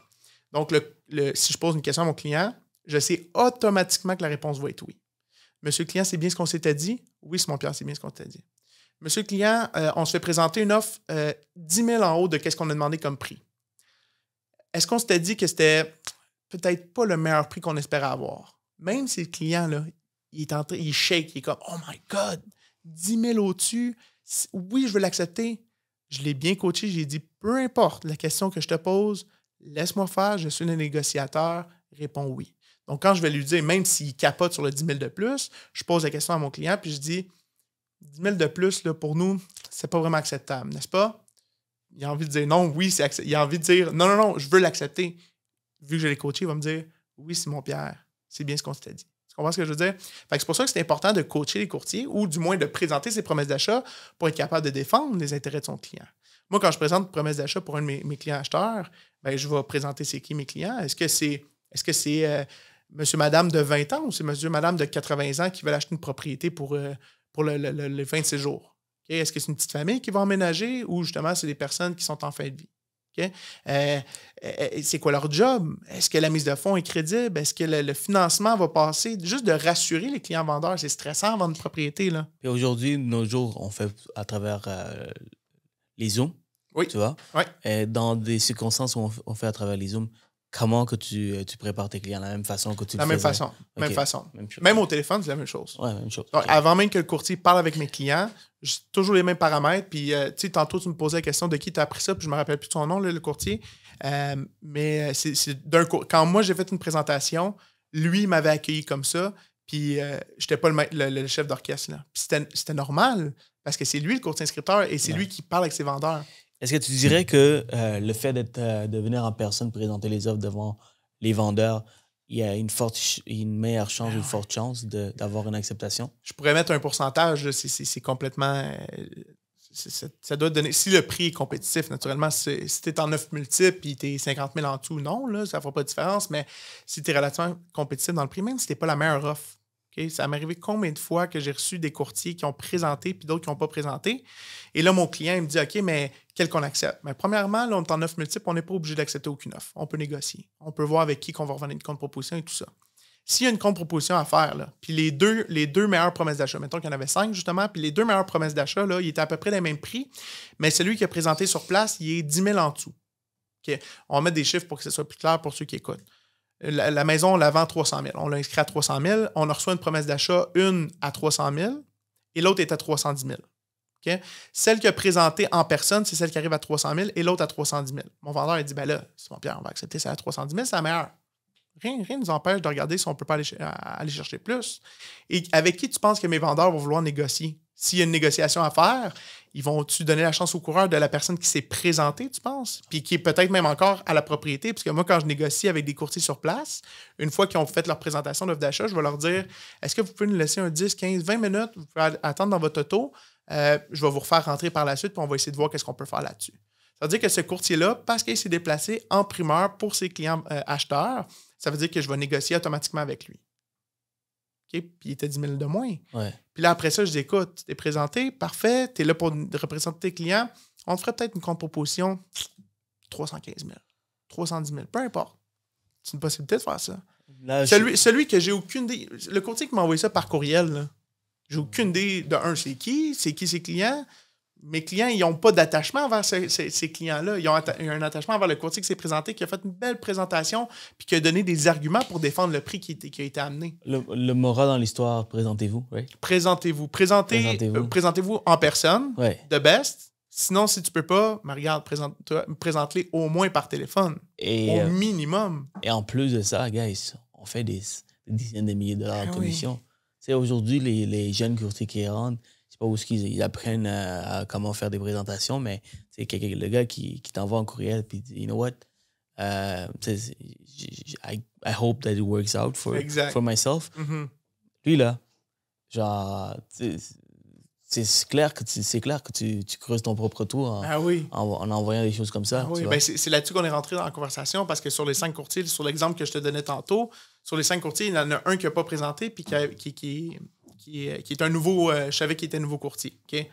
Puis ce courtier-là, il ne l'a pas présenté, puis je suis certain, parce que quand je l'ai appelé pour lui dire « Malheureusement, ta promesse d'achat a été refusée », je suis certain que ce courtier-là, il n'avait aucune idée qu'il pouvait même présenter des promesses d'achat. Parce qu'il arrive dans le domaine, puis il n'a sûrement pas été coaché. Ouais. Puis même s'il pouvait présenter, il savait, tu sais, c'est stressant. Là. Je me rappelle, ma première promesse d'achat, je ne suis pas bilingue, là, comme je te dis à 100%, je me débrouille très bien en anglait, mais ma première promesse d'achat ever, il fallait que je le fasse en anglais.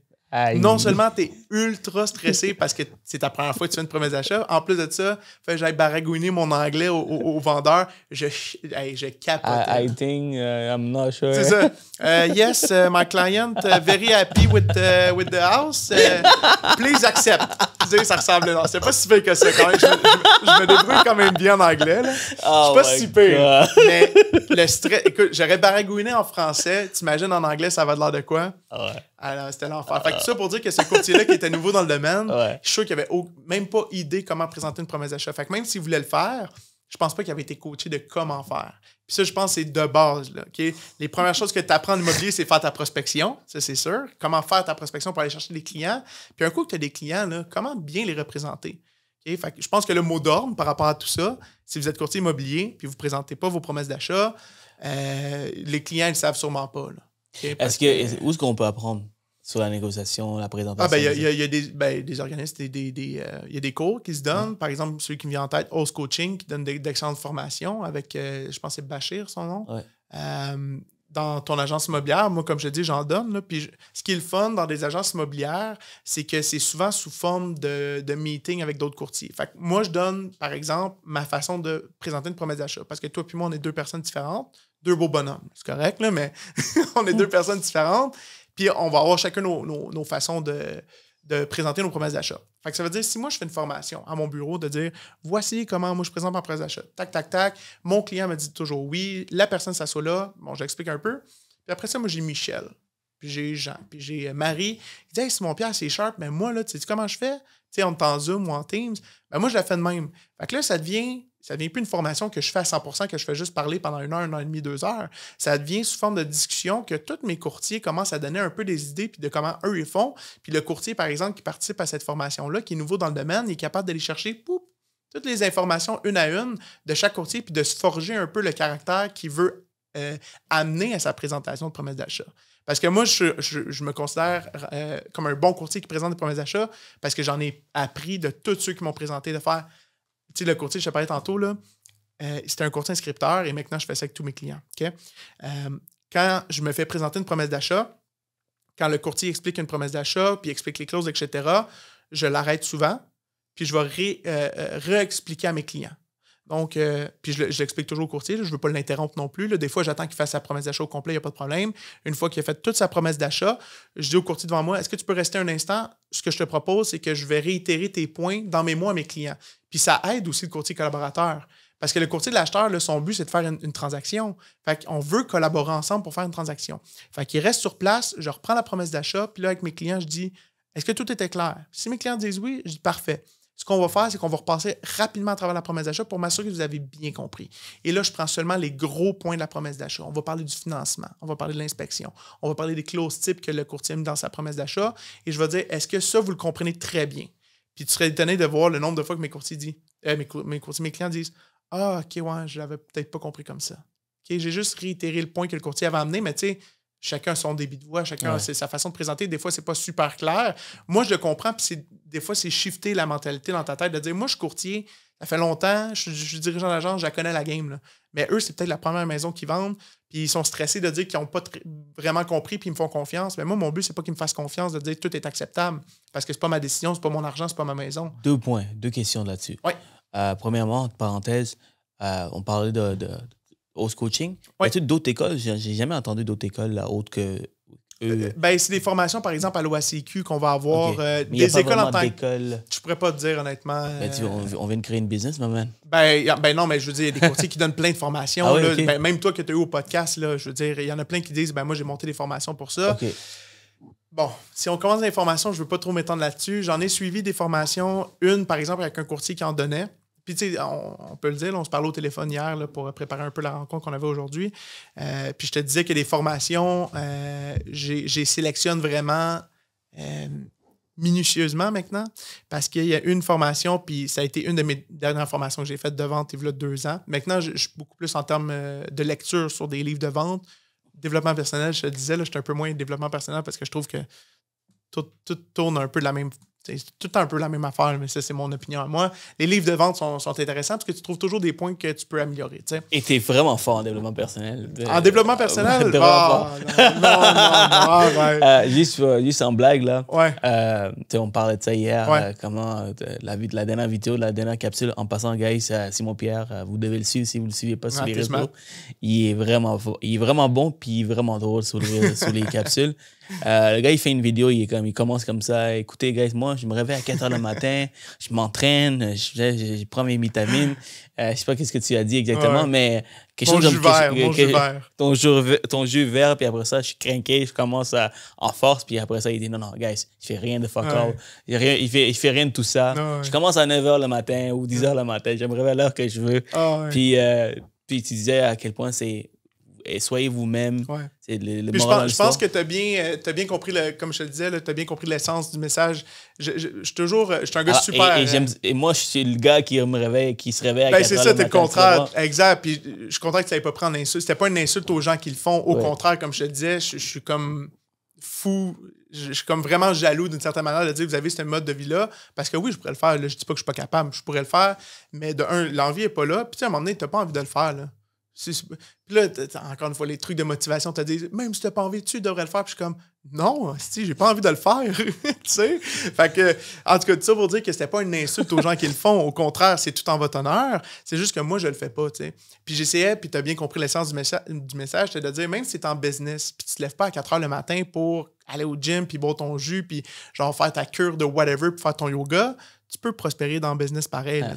Là, maintenant, ça dépend vraiment de où est-ce que tu vas aller. Ah oui? Où est-ce que tu vas aller. C'est sûr que moi, par exemple, la raison pourquoi je me réveille à 4 h le matin, c'est parce que j'ai vraiment besoin de beaucoup d'heures dans ma journée. OK. Et avec tous les projets que j'ai, toutes les choses que j'ai besoin de faire.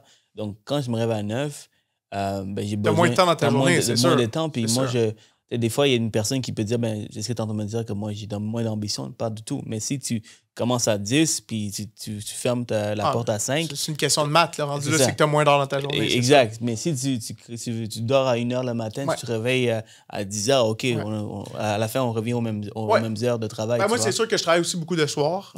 En fait, je me mets pas j'ai pas d'heure, là. Je ferme pas le bureau, là. Même quand je pars du bureau physique, mettons... je vais continuer à travailler chez nous quand même, puis je prends mes appels. Puis, tu sais, moi, je suis sur le téléphone, pas 24h/24, mais tôt le matin jusqu'à tard le soir avec mes courtiers. Là, je travaille en permanence, mais c'était juste d'expliquer le fait que même si tu es un courtier, whatever le type de business que tu es, c'est que tu as tout le temps les... Tu sais, on se fie toujours aux gourous de l'immobilier ou aux gourous de business américains qui font comme... Tu dois te lever à 2h le matin puis avoir genre 23 heures de ta journée pour être capable de percer le marché et tout ça. Puis à un moment donné, c'est une question, comme tu disais, de valeur puis où est-ce que tu veux aller. Parce que moi, là, tu me demandes, hey, Simon-Pierre, c'est quoi ton but dans la vie? C'est pas d'être millionnaire, là. Moi, c'est pas ça mon but, là. Est-ce que c'est d'avoir une belle business qui prospère? Ouais. Mais moi, je vais te dire tout de suite, puis mon père, il me l'a dit toujours, il dit, je suis un peu déçu parce que moi, dans mon jeune temps, quand j'ai eu j'ai 3 sœurs plus jeunes, plus vieilles, je t'ai dit, quand j'ai eu mes filles au début, je travaillais tellement que je les ai pas vraiment vues grandir. Puis moi, j'ai dit, no fucking way que ça va arriver dans ma vie. Moi, je te l'ai dit tantôt, j'ai une petite fille de 2 semaines. J'attendais le moment pour dire ça à tout le monde, mais félicitations. Merci beaucoup. Papa depuis 2 semaines. La vie change du tout au tout. Ton premier enfant en plus. Premier enfant, oui. Nice. Très content. Une belle petite fille en santé. Puis maman aussi va bien. Donc, on est bien content. Mais si tu me demandes mon but de vie, moi, c'est la famille. Là.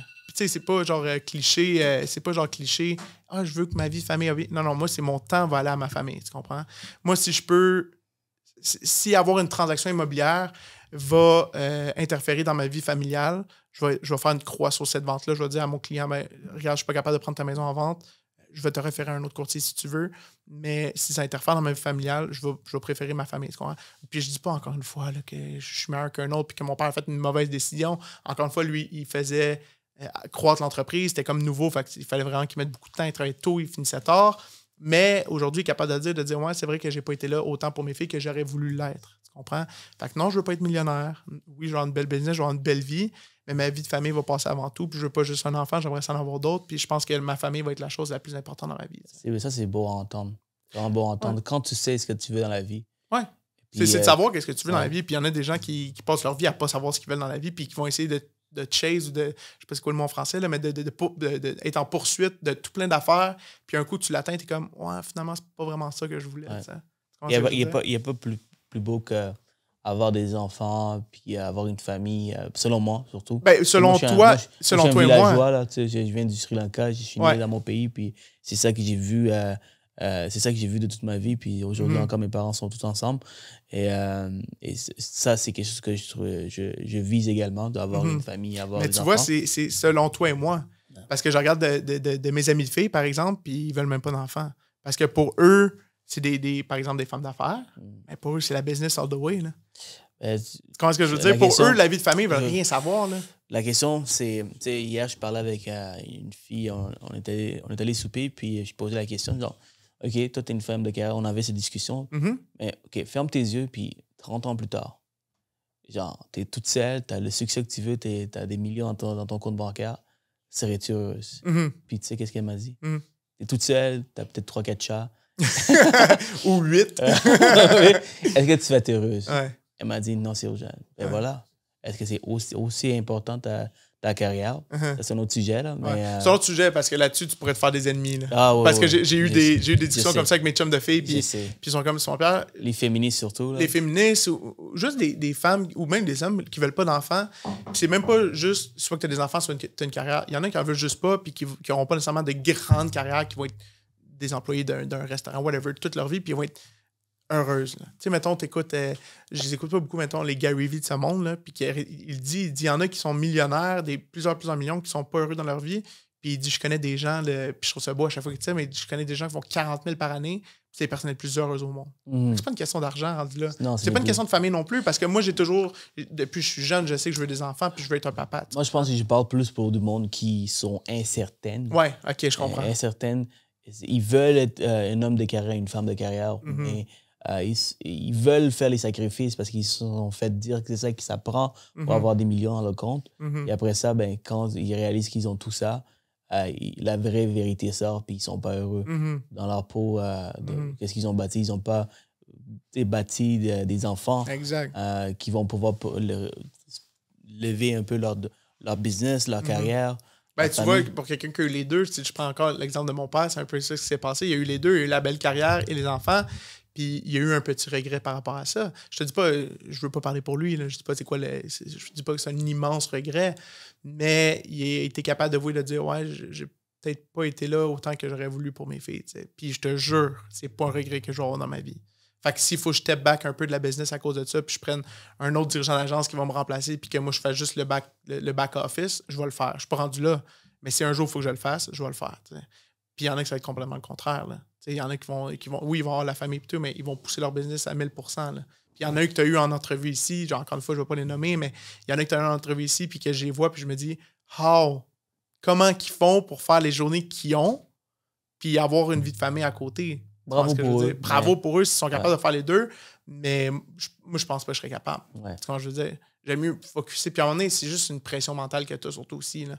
Moi, je suis un gars tellement laid back. Je suis un gars tellement bien dans ma vie présentement. Je suis capable d'apprécier ce que j'ai aussi. Mais, puis je ne vais pas les prendre pour acquises, par exemple, mais je suis capable d'apprécier ce que j'ai puis de dire j'ai une belle vie. Puis j'ai un mental qui est sain, mais je suis capable aussi de mettre mes barèmes puis mes limites où est-ce qu'ils vont être. Tu comprends? Je travaille fort, là. Je travaille beaucoup, mais il y a toujours un temps pour ma blonde, puis là, maintenant pour ma fille. Puis je vais être capable de tout délimiter ça pour être sûr que tout le monde ait son compte, là, si on veut. Là, absolument. Ouais. C'est savoir ce que tu fais dans la vie, c'est important. Puis je pense que des fois, ça prend du temps pour savoir. Absolument, ben oui.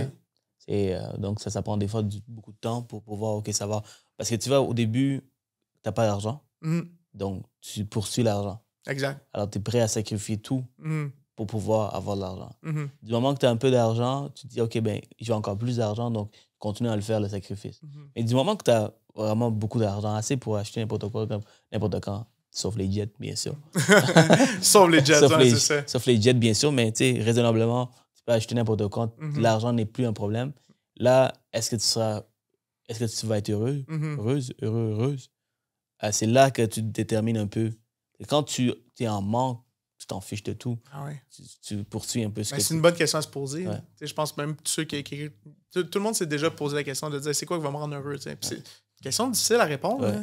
De vraiment avoir le pinpoint de dire c'est ça qui va me rendre heureux. Moi, c'est sûr ça va être la famille, mais en même temps, est-ce que si j'avais... J'essaie de mettre tout à l'extrême. Si j'avais pas d'entreprise, mettons, puis je travaillais un 8 à 5 ou un 9 à 5 dans une entreprise que je trouve pas vraiment le fun puis que j'ai pas vraiment de plaisir, puis j'avais ma vie de famille qui est parfaite, est-ce que je serais comblé à 100%?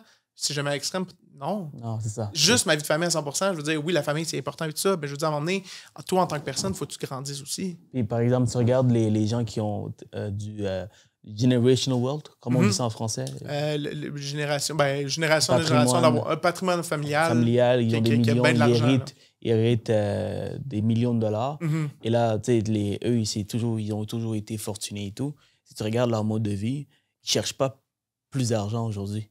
Ils cherchent la sérénité, ils cherchent le bonheur, le happiness. C'est ça qu'ils cherchent, tu vois?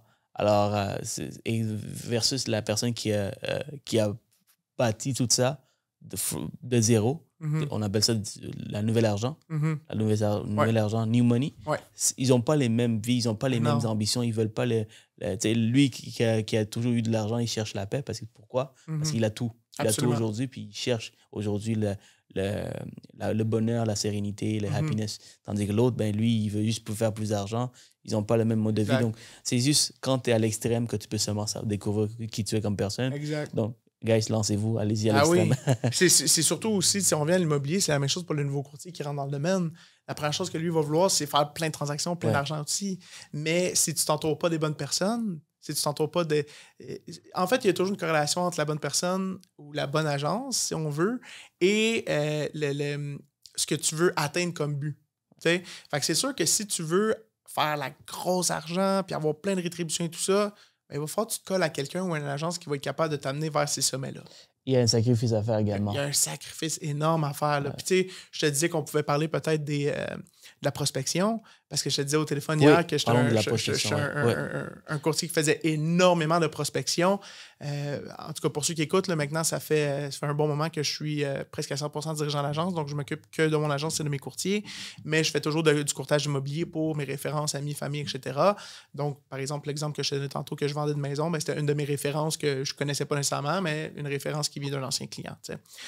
Mais par exemple, quand j'ai fait 3 ou 4 années vraiment de courtier immobilier à 100% avant d'être intégré au bureau, si tu veux.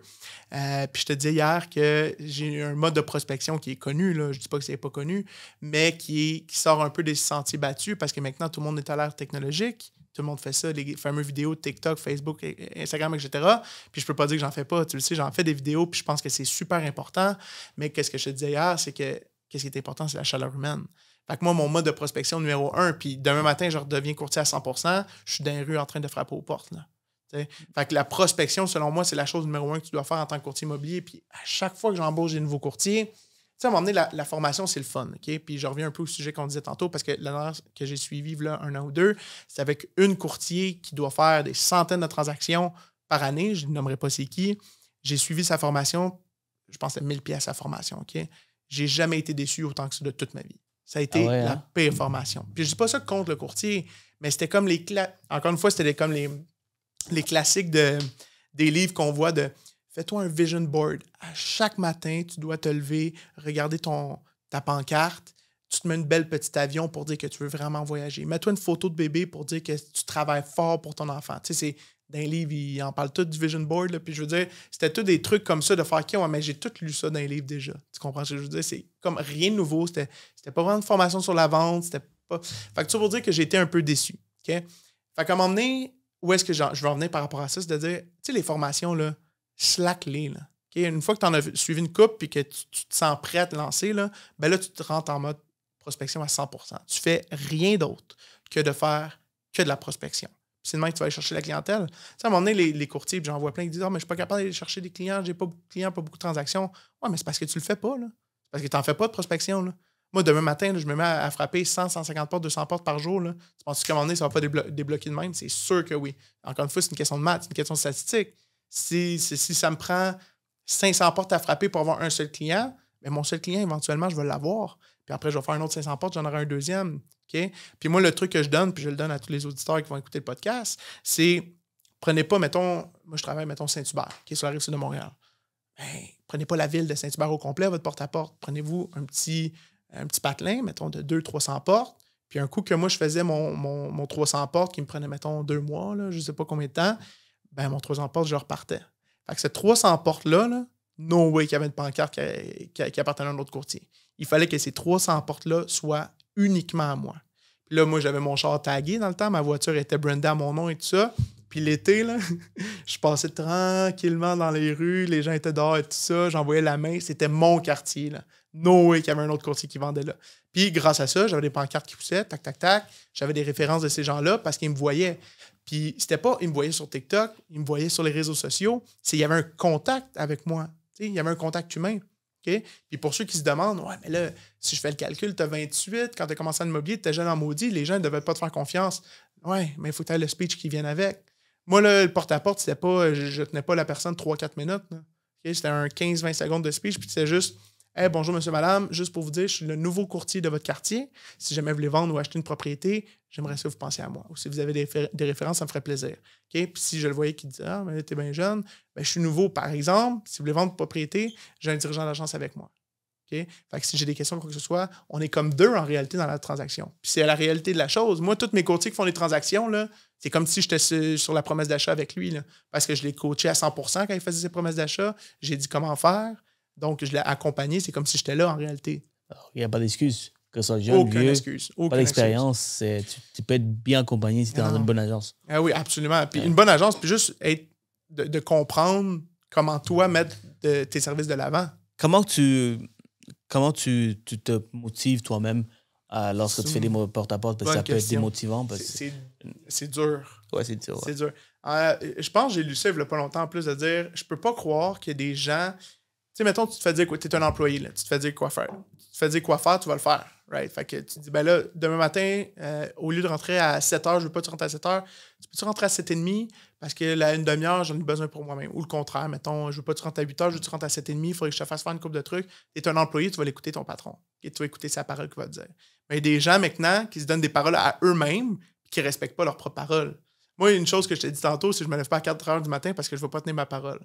Okay? Puis je me connais, je ne tiendrai pas ma parole. Je vais faire 2 jours, puis après ça, je vais faire no way, là, mon lit est ben trop confortable. Je ne vais pas tenir ma parole. Fait que tant qu'à me donner des choses que je sais très bien que je ne tiendrai pas, puis que je n'ai pas envie de faire de toute façon, mais je ne le ferai pas. Mais moi, c'est que je me donnais, puis je dis pas que c'est facile. Là. Je veux pas que les gens ils pensent que je faisais ça, puis c'était facile. Mais je me donnais un horaire comme un employé. Moi, mon agenda, puis je sais que tu as eu plein de courtiers qui ont donné ce truc-là, mais je leur donne parce que c'est un must de faire ton agenda le dimanche soir, de t'assurer que ta semaine soit remplie. Puis à chaque matin, ma première chose que j'ouvrais, c'est mon agenda pour voir c'était quoi ma journée. Puis si je me bookais un porte-à-porte de 10h à midi, fait qu'un 2 heures de porte-à-porte, puis un autre porte-à-porte la même journée de 14h à 16h ou le soir, whatever, ben c'était mon agenda. C'était ma journée qui était planifiée. Tu mets dans l'agenda. Porte-à-porte bloqué. Tout le temps. Je recevais des appels, c'est où, là, je répondais même pas. Là.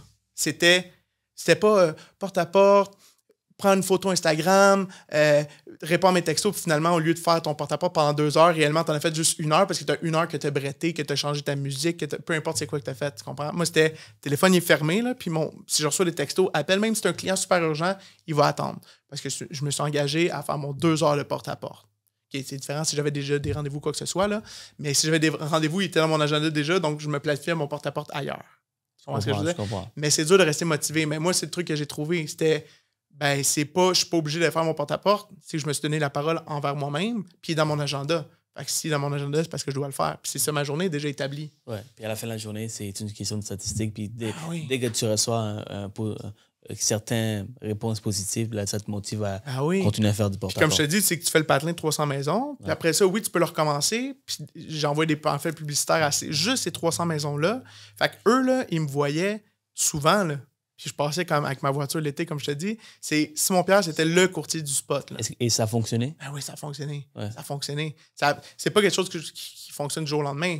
C'est comme n'importe quoi. Quand tu fais des vidéos sur TikTok ou whatever la plateforme, si t'en fais 30, on parle de 30 par exemple, 1 mois, puis t'arrêtes pendant 4 mois, puis tu reviens après, c'est pas ça qui fonctionne. C'est quand t'es assidu, t'es pas obligé d'en faire à chaque jour nécessairement, mais tu peux en faire aux 2-3 jours, mais d'être semaine après semaine, mois après mois, pour avoir une présence constante sur les réseaux sociaux, ben c'est la même chose pour le porte-à-porte. Absolument, absolument. Et demande de Simon-Pierre, hey Josué, peux-tu rester dehors et regarder pour l'inviter? J'arrête pas de regarder mon téléphone, mais je veux juste m'assurer que quand il va venir, il est accueilli. Sinon, il va m'appeler, puis je vais pas être... je vais pas le voir, étant donné que je parle avec Simon-Pierre. On peut continuer. Ouais, pas trop. On va parler des réseaux sociaux. Tu fais des vidéos, tu fais des capsules, tu fais des vidéos. Puis maintenant, la tendance, c'est de mettre sur les réseaux sociaux, parler un peu des transactions, scénario client, des conseils, valeurs et tout ça, qui est super bon, qui est super important. T'en fais, j'en fais. Et on en fait depuis les 5 dernières années. Ça fait longtemps. Ça fait longtemps que j'ai commencé à le faire. Ça fait longtemps que tu as commencé à le faire. Évidemment, la qualité de nos vidéos ont beaucoup amélioré. C'est cringe. Tu sais, quand tu regardes tes vidéos il y a 5-6 ans... J'ai envie de me mettre en boule. T'es là. Oh my God, c'est terrible. Mais en même temps, tu t'es lancé. Oui. C'est ça qu'il faut que tu dises. Puis les gens ont liké. Les gens ont aimé quand même. Parce que dans le temps, la qualité de la vidéo était ça, puis les gens grandissent avec toi. Exact. D'où l'importance de bâtir une communauté. Parce que je vois que de plus en plus, des jeunes commencent dans le métier. Ils se font dire par d'autres courtiers, de te mettre sur les réseaux sociaux, ça va aider. Mais ce qu'il faut comprendre, que ça va prendre du temps avant qu'il y ait la business qui sort. C'est comme nourrir 300 portes. C'est comme travailler 300 portes. C'est la même chose. Si tu poses tous les jours une vidéo, par exemple, et tu as 100 abonnés ou 200 ou 500 000 abonnés, ça prend vraiment du temps avant que tu reçois de la business. C'est pas du jour au lendemain. Là. Et le nombre d'argent que tu dépenses, c'est surtout si tu travailles, tu embauches une agence, par exemple, à 3, 4, 5 000 $ par mois. Fais le calcul, à 4 000 $, c'est 48 000 par année. Simon-Pierre, qu'est-ce que tu peux faire? Là. C'est un salaire d'un employé complet. 48 000 par année, tu peux mettre un prospecteur, temps plein, à faire des appels, tu fournis la liste d'appels, puis tu vas avoir plus de business que faire des vidéos qui prennent énormément de temps. Réponds à ces questions-là, c'est-tu facile de faire des vidéos? Man, c'est brûlant. Aujourd'hui, j'ai 2 podcasts parce que je suis comme un peu en retard. J'ai mon prochain invité tantôt et je sais que je suis déjà brûlé. C'est rough, hein? C'est rough. Ça, c'est plus facile. Ouais, là on a une discussion aussi. On a une discussion, puis...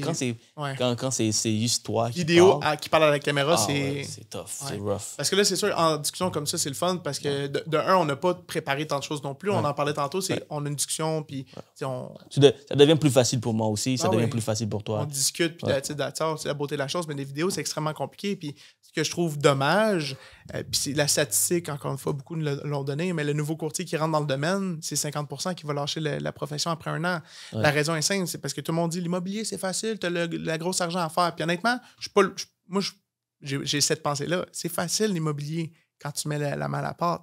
Quand tu donnes à 100%, là, ben facile. Je veux pas dire que c'est facile de faire de l'immobilier, mais faire de l'argent de l'immobilier, là, c'est des belles rétributions que tu peux avoir. Puis il faut que tu aies la valeur derrière ça. Il faut que tu aies les valeurs bien placées. Parce que tu ne vas pas courir après l'argent. C'est réellement d'aider des familles. Tu sais, es là pour aider des familles à acheter puis vendre des propriétés ou est-ce que c'est des cas difficiles. J'ai eu dernièrement, c'était un divorce. Un divorce, écoute, on remplissait les papiers puis j'avais monsieur, madame qui pleurait à côté de moi. Tu deviens un peu psychologue. Tu comprends ce que je veux dire? Fait que c'est pas facile, mais la joie que j'ai dans la vente ou un achat de propriété où est-ce que les clients sont comme « No way que tu m'as eu ce prix-là parce que tu as bien négocié puis que j'ai une super maison ou quoi que ce soit », c'est que tu es là pour aider des familles à la base. Maintenant, l'argent vient après. Puis les courtiers qui lâchent, c'est parce qu'ils se sont fait dire, d'un, c'est facile de faire de l'immobilier, c'est facile de faire de l'argent. Puis moi, quand j'embauche un nouveau courtier ou s'en vient à mon agence, puis il dit, ah, Simon-Pierre, tu vas voir, moi, je vais être un gros courtier. Ouais, parfait. Tu peux me dire maintenant, c'est quoi tes méthodes pour aller chercher la nouvelle clientèle? Hey, man, je vais me partir un podcast ou je vais me partir des vidéos, tu vois, tout le monde va me suivre. Non, mais c'est pas de même, là. C'est pas parce que tu vas faire une couple de vidéos par-ci, par-là que tu vas avoir plein de clients. Là. Tu sais, on est combien de courtiers au Québec? On est 17 000 courtiers. Tu sais combien là-dessus ils en font des vidéos sur l'immobilier? Il y en a vraiment beaucoup qui en font des vidéos sur l'immobilier. Fait que pourquoi toi, tu serais le nouveau? Faut pas que tu aies la pensée magique de dire que tu vas être le meilleur à faire des vidéos puis tout le monde va vouloir faire affaire avec toi. Là. Tu comprends ce que je veux dire? C'est clair. Fait que c'est d'être capable de faire la prospection d'une façon des fois différentes. Donc oui, moi j'essaie de toucher un peu à toutes les sphères. Tu comprends? Je fais des réseaux sociaux beaucoup. Si je suis encore courtier à 100%, c'est sûr, je ferais porte-à-porte, j'arrêterai jamais.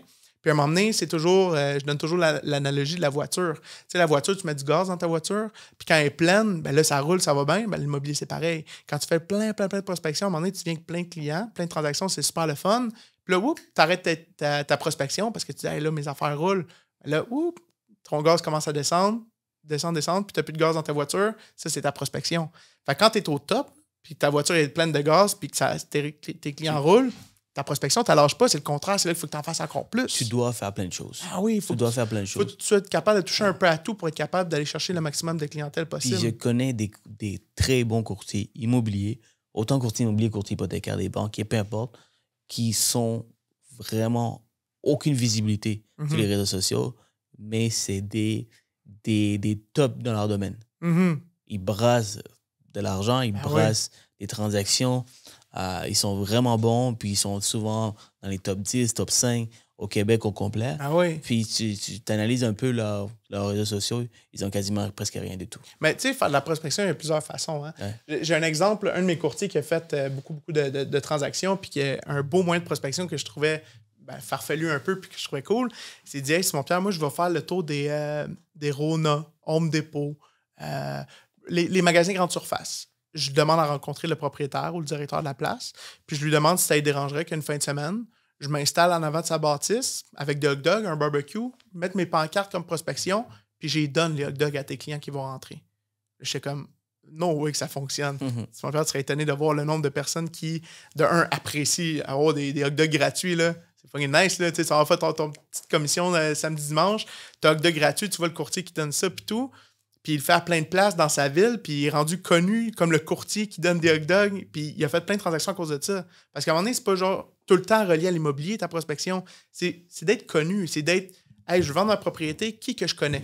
Ouais. Ah ben, me semble, Séroujane, c'est un nom qui me dit quelque chose. Je vais le chercher sur Internet, Google, Séroujane Courtier, bing, je le trouve. Pourtant, là, tu as peut-être même jamais parlé. mais tu as peut-être donné un fucking hot dog à cette personne-là. Je veux dire, c'est un type de prospection. Ouais. Moi, je suis un gars sportif, je fais du hockey, je fais du soccer. J'ai fait un nombre incalculable de transactions avec tous mes chums de sport juste parce que j'en fais. J'ai été, quand je faisais beaucoup de courtage, j'étais dans le... Je dis toujours club des petits déjeuners, c'est pas ça, c'est dans un... Non, c'était plus des personnes âgées. En plus, qui étaient là, c'était pour... en tout cas, je vais retrouver le nom tantôt, là, mais c'était comme une fois par semaine, une fois ou 2 semaines, on se rencontrait, mettons, dans un restaurant. Puis c'était pour aider dans les écoles, les jeunes, mais c'était un regroupement. Puis j'y allais là vraiment par bon cœur. C'était pas pour faire la prospection. Mais c'est sûr que les gens, ils savent tes courtiers éventuellement, tu sais. Fait que tous ces gens-là, ce regroupement de personnes-là, quand ils voulaient vendre une propriété ou acheter une propriété ou avoir des références, ben, j'étais le seul courtier dans la place. Puis c'était comme une 50aine de personnes, là, à chaque semaine ou à chaque 2 semaines qu'on se rencontrait. Puis je faisais des transactions grâce à ça. Fait que je donnais pour une bonne cause. J'essaie de me rappeler du nom en même temps. J'ai Club...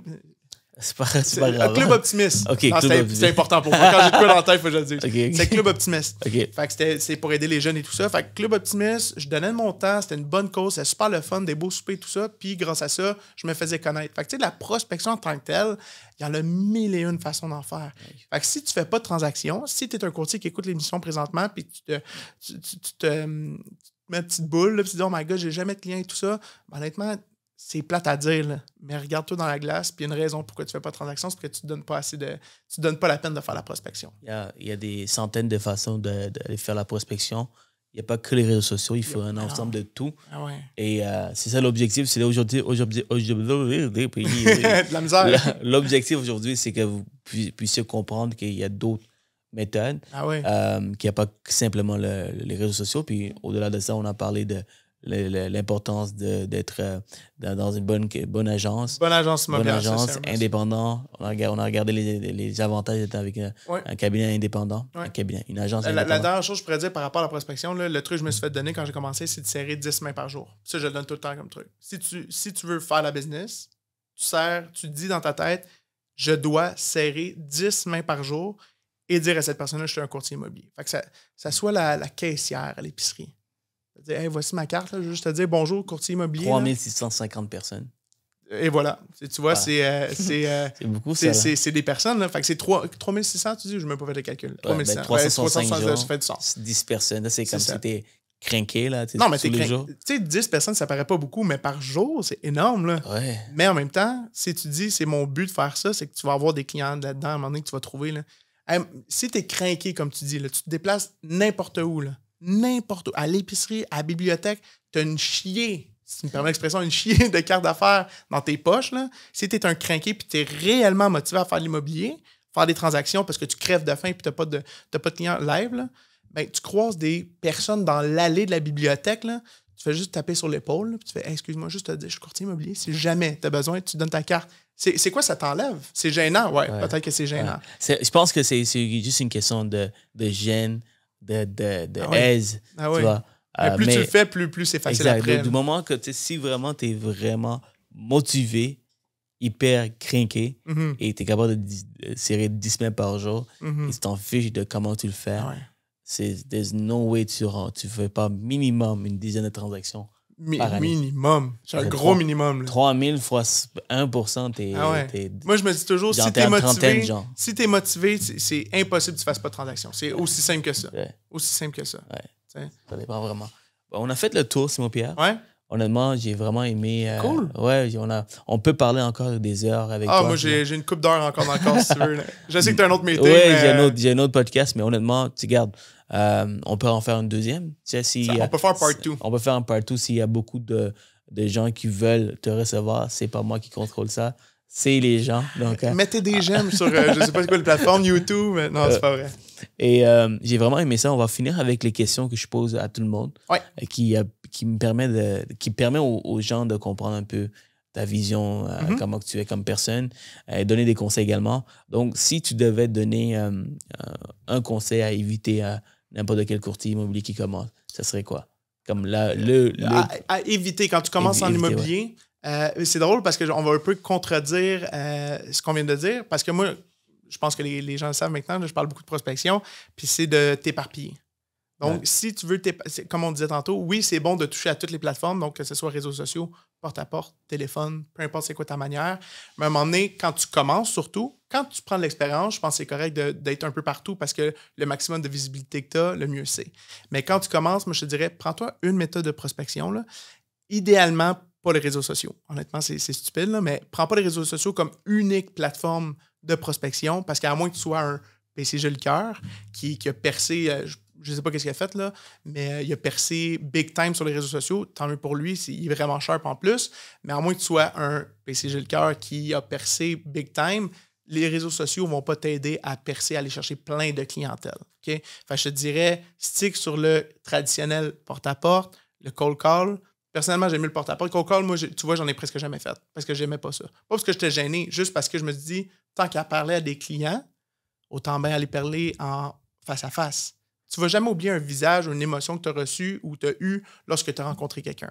Un nouveau téléphone, si tu n'as pas de contact, tu n'as pas une vraie énergie avec la personne. Fait que je me suis dit, tant qu'à faire les téléphones ou le porte-à-porte, personnellement, je vais faire du porte-à-porte. Fait que pour un courtier qui commence dans le domaine, je te dirais de 1, c'est toujours le truc qu'on donne. Là. Garde-toi de l'argent dans ton compte de banque pour subvenir à tes besoins de 6 à 8 mois parce que ça se peut que ça prenne un peu de temps à faire ta première transaction. Puis un coup, tu fais ta première transaction, il faut que tu passes chez le notaire pour avoir ta rétribution. Fait que, premier conseil, c'est un must. Aide l'argent si jamais tu te lances en immobilier à 100%. Si tu le fais pas à temps partiel, il y en a qui font ça à temps partiel, c'est correct. Fait que garde-toi de l'argent. Puis la première chose que je dirais, c'est big time. Fais-toi ton agenda, puis fais de la prospection. Puis le conseil que j'aimerais à ne pas reproduire, c'est de t'éparpiller un peu partout, de faire que je vais essayer de faire un peu de Facebook, un peu de porte-à-porte, mais à un moment donné, tu t'épuises aussi mentalement. C'est pas ça le but. T'sais. Fait que c'est vraiment d'être stické à un truc, de le faire à 100%, puis d'être constant. La constance, je pense, c'est le mot en immobilier. Si tu es constant dans ce que tu fais, éventuellement, tu vas en faire des transactions. Là. Merci beaucoup. Un livre que tu nous recommandes sur le développement personnel. non, mais honnêtement, j'en ai lu beaucoup. Ouais. C'est juste qu'après... Pour les gens qui ont pris pas la blague... T'es-tu d'accord avec moi ou c'est moi qui est fou de dire qu'à un moment donné, ça ressemble tout un peu du pareil au même? Non, je suis d'accord avec toi. D'accord avec moi que des fois, c'est juste une question de motivation. Des fois, tu en lis des livres. Parce qu'il y a tout le temps une nouvelle chose. Ouais. C'est comme les formations, les séminaires. Ça revient souvent à la même chose. Mais des fois, tu es à la mauvaise place au mauvais moment quand tu as l'information. Quand tu reçois l'information, donc tu n'es pas prêt à l'appliquer. Mais du moment que tu passes à quelques années plus tard ou quelques mois plus tard, où là, tu es rendu aux positions où tu es prêt à recevoir l'information, c'est là que ça déclique. Tu vois? Absolument. Alors, des fois, les livres de développement des affaires, c'est je lis justement pour avoir ce genre de déclic de temps en temps, parce que des fois, tu ne comprends pas. Ben, absolument. Puis je ne dis pas que c'est mauvais. Moi, personnellement, ça ne me clique pas parce que je ne dis pas que je suis meilleur qu'un autre, mais la motivation, moi, j'en ai pas besoin d'un livre ou de quelqu'un. Je suis quelqu'un qui est très bon pour se motiver soi-même. Fait que les livres de développement personnel, je dis pas que j'ai pas besoin de développement personnel, ça me colle moins la peau. Par exemple, si tu veux un livre sur la vente, je lis beaucoup sur la vente. Un livre québécois, Le champion de la vente. Je me rappelle plus l'auteur, mais c'est un Québécois qui l'a fait. C'est un vieux livre. Là. C'est un livre genre des années 90. Là. Wow. Un excellent livre. La première chose que j'ai lu quand j'ai commencé en immobilier, puis je le lis peut-être une fois par année. Là. C'est un livre qui est relativement facile à lire, mais les trucs qu'il donne là-dedans sont de base. Mais en même temps, ça te ramène toujours à la source de la vente. C'est quoi exactement? L'analogie qu'il donne, puis je pense que j'ai déjà donné dans un vidéo, là, si tu la veux, sur la couverture du livre, c'est un vendeur, là, cravate avec la valise, qui fait la course à la haie. Tu sais, c'est quoi la course à la haie, là, mettons, aux Olympiques, là, qu'il faut que tu sautes par-dessus la barrière, là, si tu veux. Puis l'analogie qu'il donne tout le temps, qu'il donne dans le livre, que je trouve super le fun, c'est de dire un vendeur, c'est comme un courseur à la haie. Fait qu'est-ce qu'il fait, cette personne-là, si tu sais c'est quoi le sport que je parle, là, la personne qui court, qui fait le saut à la haie, quand elle court, elle regarde toujours, elle a toujours la tête levée. Okay, tu regarderas des vidéos de ça, là, ils ont l'air genre des autruches. Là. La tête est toujours bien haute, puis les yeux sont toujours rivés sur le but, sur la ligne d'arrivée. Ils ne regardent jamais à terre, genre, où la haie. Puis, ils donnent cette analogie-là par rapport au vendeur. C'est-à-dire, peu importe c'est quoi ton type de prospection, la vente que tu vas faire, parce que dans ce livre-là, il ne parle pas juste de l'immobilier.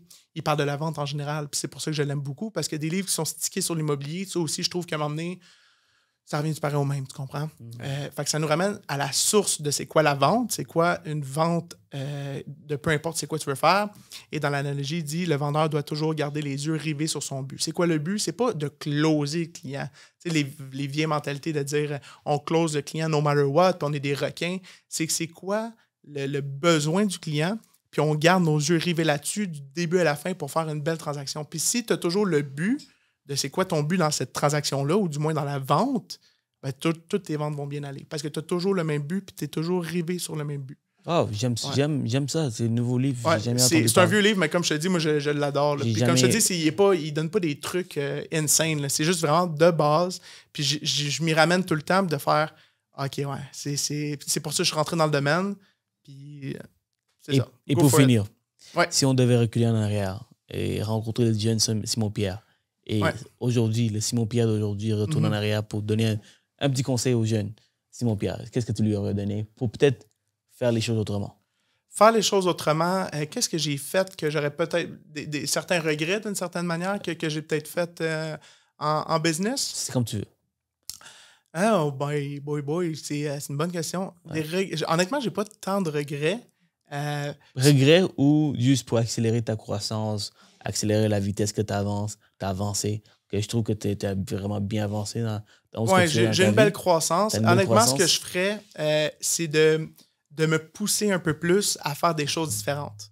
On dirait que je me contredis depuis tantôt, mais je crois à ce que je dis, là. Tu sais, tantôt, je te disais, il faut que tu touches à tout pour prospérer dans ta business. Quand tu es nouveau courtier, j'ai revenu à stick à one thing, puis fonce à 100% là-dedans pour aller chercher la clientèle. Et là, je reviens à dire, en réalité, fais plus de choses. Par exemple, puis là, je parle un peu moins du côté courtier, mais plus développement des affaires, développement de business, dirigeant d'agence. C'est, n'aie pas peur d'expandre ton développement des affaires. Donc, de parler avec des gens, parce que j'ai jamais été une personne gênée, j'ai jamais été une personne gênée avec des personnes, faire du développement d'affaires, mais je me suis coupé des opportunités d'affaires avec des courtiers, par exemple, parce que je ne suis pas allé chercher ce que je devais aller chercher auprès de ces courtiers-là, par exemple.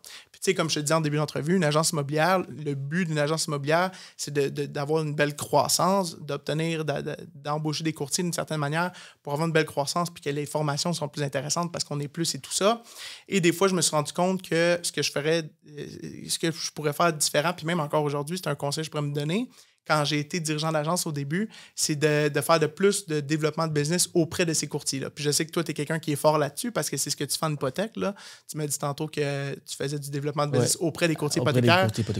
Puis que tu offrais tes services, puis tu es capable de bien l'expliquer. Bien, ça, c'est une chose que je n'ai pas faite assez. Donc, moi, je me suis réfugié un peu derrière les infolettres. T'sais, on envoie beaucoup d'infolettres en tant qu'agence immobilière pour essayer de recruter des courtiers puis donner des solutions.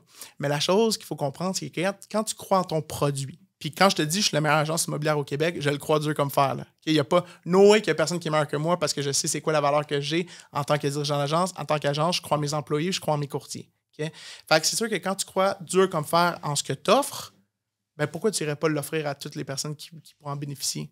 Parce que j'ai encore des personnes, puis quand je vais dans des écoles, comme je te disais, puis quand je parle à des courtiers immobiliers qui ça fait 30-40 ans qu'ils sont dans le domaine, ils sont comme « Ah ouais, pro immobilier hypothèque, c'est quoi ça? » Puis quand je l'explique, j'ai des courtiers qui font « mais c'est sûr, je change d'agence. » Okay? Puis un changement d'agence, tu le fais pas. Si tu n'as pas d'avantage à changer d'agence, change pas d'agence. Il faut être un avantage à le faire. La majorité du temps, chez nous, c'est quoi? C'est les frais. Parce que si tu as exactement les mêmes services, mais je te dis, tu vas payer moins cher, tu me l'as dit tantôt, c'est un choix évident. Tu comprends? Mais ça, il faut que je me le redise au quotidien, de dire, Simon-Pierre, vu que tu te considères être le meilleur dans le domaine, n'aie pas peur de foncer et d'aller chercher ces gens-là. Absolument. Puis ça peut être un conseil pour tout le monde. Autant pour moi, autant pour les gens qui nous écoutent. J'offre vraiment des services de haute qualité. Autant pour les courtiers hypothécaires que les courtiers immobiliers. Avec mes solutions alternatives et privées. Et je dois... Tu dois quitter. Je dois... Non. Je pensais que c'était la fin. Là, tu faisais une fin... Non, je dois... Non, je finirai pas comme ça. Mais je dois faire plus de prospection parce que j'en fais, mais... C'est un rappel pour moi aussi, donc merci. Si tu me laisses une petite minute pour te dire, quand tu es un courtier immobilier, rencontre un client vendeur pour vendre une propriété, tu sais, souvent tu vas te battre, là, je le mets en guillemets, mais tu vas te battre contre d'autres courtiers pour obtenir le listing. Donc, le vendeur va faire un choix entre 2, 3, 4 courtiers. Souvent, je sortais moi avec le listing. Pourquoi? Parce que quand tu es convaincu, tu sais, ça revient un peu à ce que je disais par rapport à l'agence, quand tu es convaincu en tant que courtier que, monsieur le vendeur, là, vous n'aurez pas un meilleur service avec moi. Vous n'aurez pas un meilleur service avec quelqu'un d'autre qu'avec moi. Voici pourquoi. Moi, je suis quelqu'un qui va répondre à vos questions. Je suis quelqu'un qui va répondre à mon téléphone à la minute que vous me textez ou vous m'appelez, là, vous allez avoir une réponse super rapide. Puis tu énumères tous les avantages de faire affaire avec toi, puis tu y crois. Tu sais, il y en a des fois, là, tu te fais dire quelque chose, puis tu fais comme, on dirait que lui, il croit même pas à son propre service. Là. Mais moi, je suis comme, non, mais je sais que je vais le faire. Là. Je sais que je suis le meilleur, puis je suis comme, c'est une évidence dans ma tête que tu devrais faire affaire avec moi. Puis j'ai tellement de confiance qui se dégage auprès de mon client que souvent, je vais obtenir le listing grâce à ça. Puis des fois, je suis un courtier moins connu qu'il a rencontré le gros courtier de la région, mais il va me rencontrer, puis je ne vais pas parler contre l'autre courtier parce que l'autre courtier est sûrement super bon. Mais moi, je suis meilleur. Je le sens, je ressens. Je suis convaincu aussi que tu es convaincu de tes services. Moi, je suis convaincu que tu es convaincu que je suis convaincu. Fait qu'écoute. Dis-moi parlant de conviction. Yes. Conviction, oui. Conviction.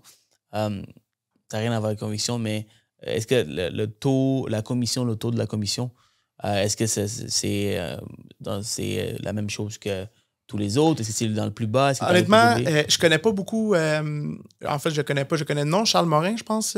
Son nom que tu as. Charles Morin, oui. C'est Charles Morin. Ouais. J'ai écouté le podcast que tu as fait avec lui, puis je savais même pas que d'autres courtiers l'expliquaient comme ça. Là. Tu te rappelles-tu le segment que tu as fait avec lui sur la rétribution? Oui. Parce que lui, il disait qu'il prenait des listings à 5-6 %. Oui. Si vous regardez mes listings présentement, je ne veux pas parler de rétribution, mais ils sont dans la moyenne. Okay? Parce que je fais toutes des références, amis et tout ça. Fait que je le fais dans la moyenne. Mais mon service est tellement insane, Cyrou, là, que je faisais un peu comme Charles, puis j'étais capable d'expliquer la valeur ajoutée, contrairement à un autre courtier que j'étais capable de signer du 6 %. Ouais. Un peu comme Charles. Good. Puis comme je te dis, je ne vais pas rentrer, je ne vais pas redire exactement. Parce que comment que lui le présentait, puis il t'a donné le truc, je le présente exactement la même chose. Donc, je prenais les comparables, c'est-à-dire, oui, mais la différence de pourcentage que vous allez payer par rapport au prix de vente, vous allez être gagnant. Tu comprends ce que je veux dire? Puis ça, c'est des courtiers qui, quand tu sais que ton service il est 1, 2, 3 coches de plus que les autres, puis que tu y crois, puis que c'est pas juste, m'a chargé 6 % parce que j'ai envie de faire une grosse paye. Ben non, mais il y a une stratégie derrière ça. Là, parce que le client, là, il sait que lui, il peut rencontrer quelqu'un qui va sûrement charger 4 ou 5 %. Tu comprends ce que je veux dire? Fait qu'il faut qu'il y ait une valeur ajoutée derrière ça. Et quand tu mets carte sur table puis tu expliques, le client, là, il va pas signer quelqu'un d'autre. J'ai fait un podcast dernièrement pour finir avec un courtier immobilier à Montréal. Il s'appelle Steven. J'ai hâte de présenter ce podcast. Le titre du podcast, c'est Comment vendre du 6 %. Nice. Le gars, il est vraiment fort. Tu l'as mis sur tes réseaux sociaux? Oui, le cercle. Ouais, c'est ça, exact. Le cercle, j'ai quand même... Je ne veux pas te dire son nom de famille, aussi compliqué que la mienne. C'est très TR, en tout cas, moi, je suis capable. Three First. Ouais, c'est ça, quelque chose. Try First. Oui, voilà. J'espère que j'ai pas mal gagné son nom, mais le gars est vraiment fort. J'ai été invité à ses bureaux pour sa présentation sur la commission parce qu'il faisait une présentation. Puis ça va être sur un podcast? On a fait un podcast après parce que j'étais impressionné par la présentation qu'il a faite. Puis lui, il présentait comment vendre du 6 % à ses courtiers. Et là, j'ai dit, let's go, on fait ça en podcast. Il faut que tu dévoiles comment tu le fais puis comment tu présentes. Ça, c'est sharp. Ouais. Parce que le podcast, excuse-moi de t'interrompre, mais le podcast, c'est fait avec Charles. Écoute, il a fait un segment de littéralement 2 minutes par rapport à ça. Là. Puis je l'explique exactement de la même façon de mes courtiers. Puis je fais comme, si je l'explique pas comme tu le comprends pas assez, j'ai pris le podcast que tu as fait. J'ai pris les 2 minutes que Charles en parle, puis j'ai fait aller écouter comment Charles l'explique, peut-être ça va être plus clair. Mais je dis, c'est littéralement l'essence du message. Si tu prends le message et tu le mets en tes mots et tu le présentes, guys, on vient de vous convaincre de charger du 6 %. Alors, n'oubliez pas mon code pour avoir présenté à tout le monde. C'est merci beaucoup, Simon-Pierre. C'est vraiment apprécié. Merci beaucoup de l'invitation. Tu es un gars vraiment passionné, puis je le vois, je le ressens. Yes. Et j'ai hâte de voir ta progression dans l'avenir. C'est pareil pour moi. Puis si les gens veulent qu'on reçoive Simon-Pierre pour un autre épisode, vous voyez, ça va me faire plaisir. Il est vraiment passionné de ce qu'il fait, puis il aime ça parler, il aime ça partager les informations. Donc, yes. Mais félicitations pour ton podcast. Hein. Je te le dis depuis hier, là, mais vraiment, vraiment sharp. Toutes les invités que tu as, puis toi, tu es une personne très sharp. Tu l'as découvert dernièrement, right? J'ai découvert quand on s'est écrit sur Instagram, là, donc ça fait peut-être 1 mois et demi, 2 mois maximum que je l'ai découvert. Nice. Puis j'ai déjà beaucoup d'épisodes derrière la cravate parce que, comme je te disais un peu hier, c'est que c'est des personnes de notre domaine, de notre région. Tu sais, des fois, tu écoutes ceux des États-Unis, mais c'est pas le marché du Québec. Non. Mais là, tu écoutes des courtiers qui sont dans le même domaine que toi, dans la même province que toi, puis tu entends des trucs qui peuvent s'appliquer à ta profession, t'es comme, c'est vraiment sharp. Là. Fait que félicitations pour mettre ça de l'avant, honnêtement. J'apprécie. T'as des invités vraiment en or en plus, fait que c'est cool. C'est beaucoup de travail, donc Yes. quand quelqu'un me dit ça, je suis toujours j'ai beaucoup de gratitude. Donc Ouais, merci c'est clair. beaucoup. Ben, honnêtement, tu serais moins fatigué si tu ne te levais pas à 4 h du matin. Là. Hey, merci, Zéro. Merci. Alright tout le monde, j'espère que vous avez apprécié l'épisode. Pour plus de contenu, cliquez la vidéo ici ou ici. Et surtout, guys, si vous voulez me remercier, n'oubliez pas de commenter, liker, partager et surtout abonnez-vous à ma page pour que j'amène encore plus de contenu uniquement pour vous.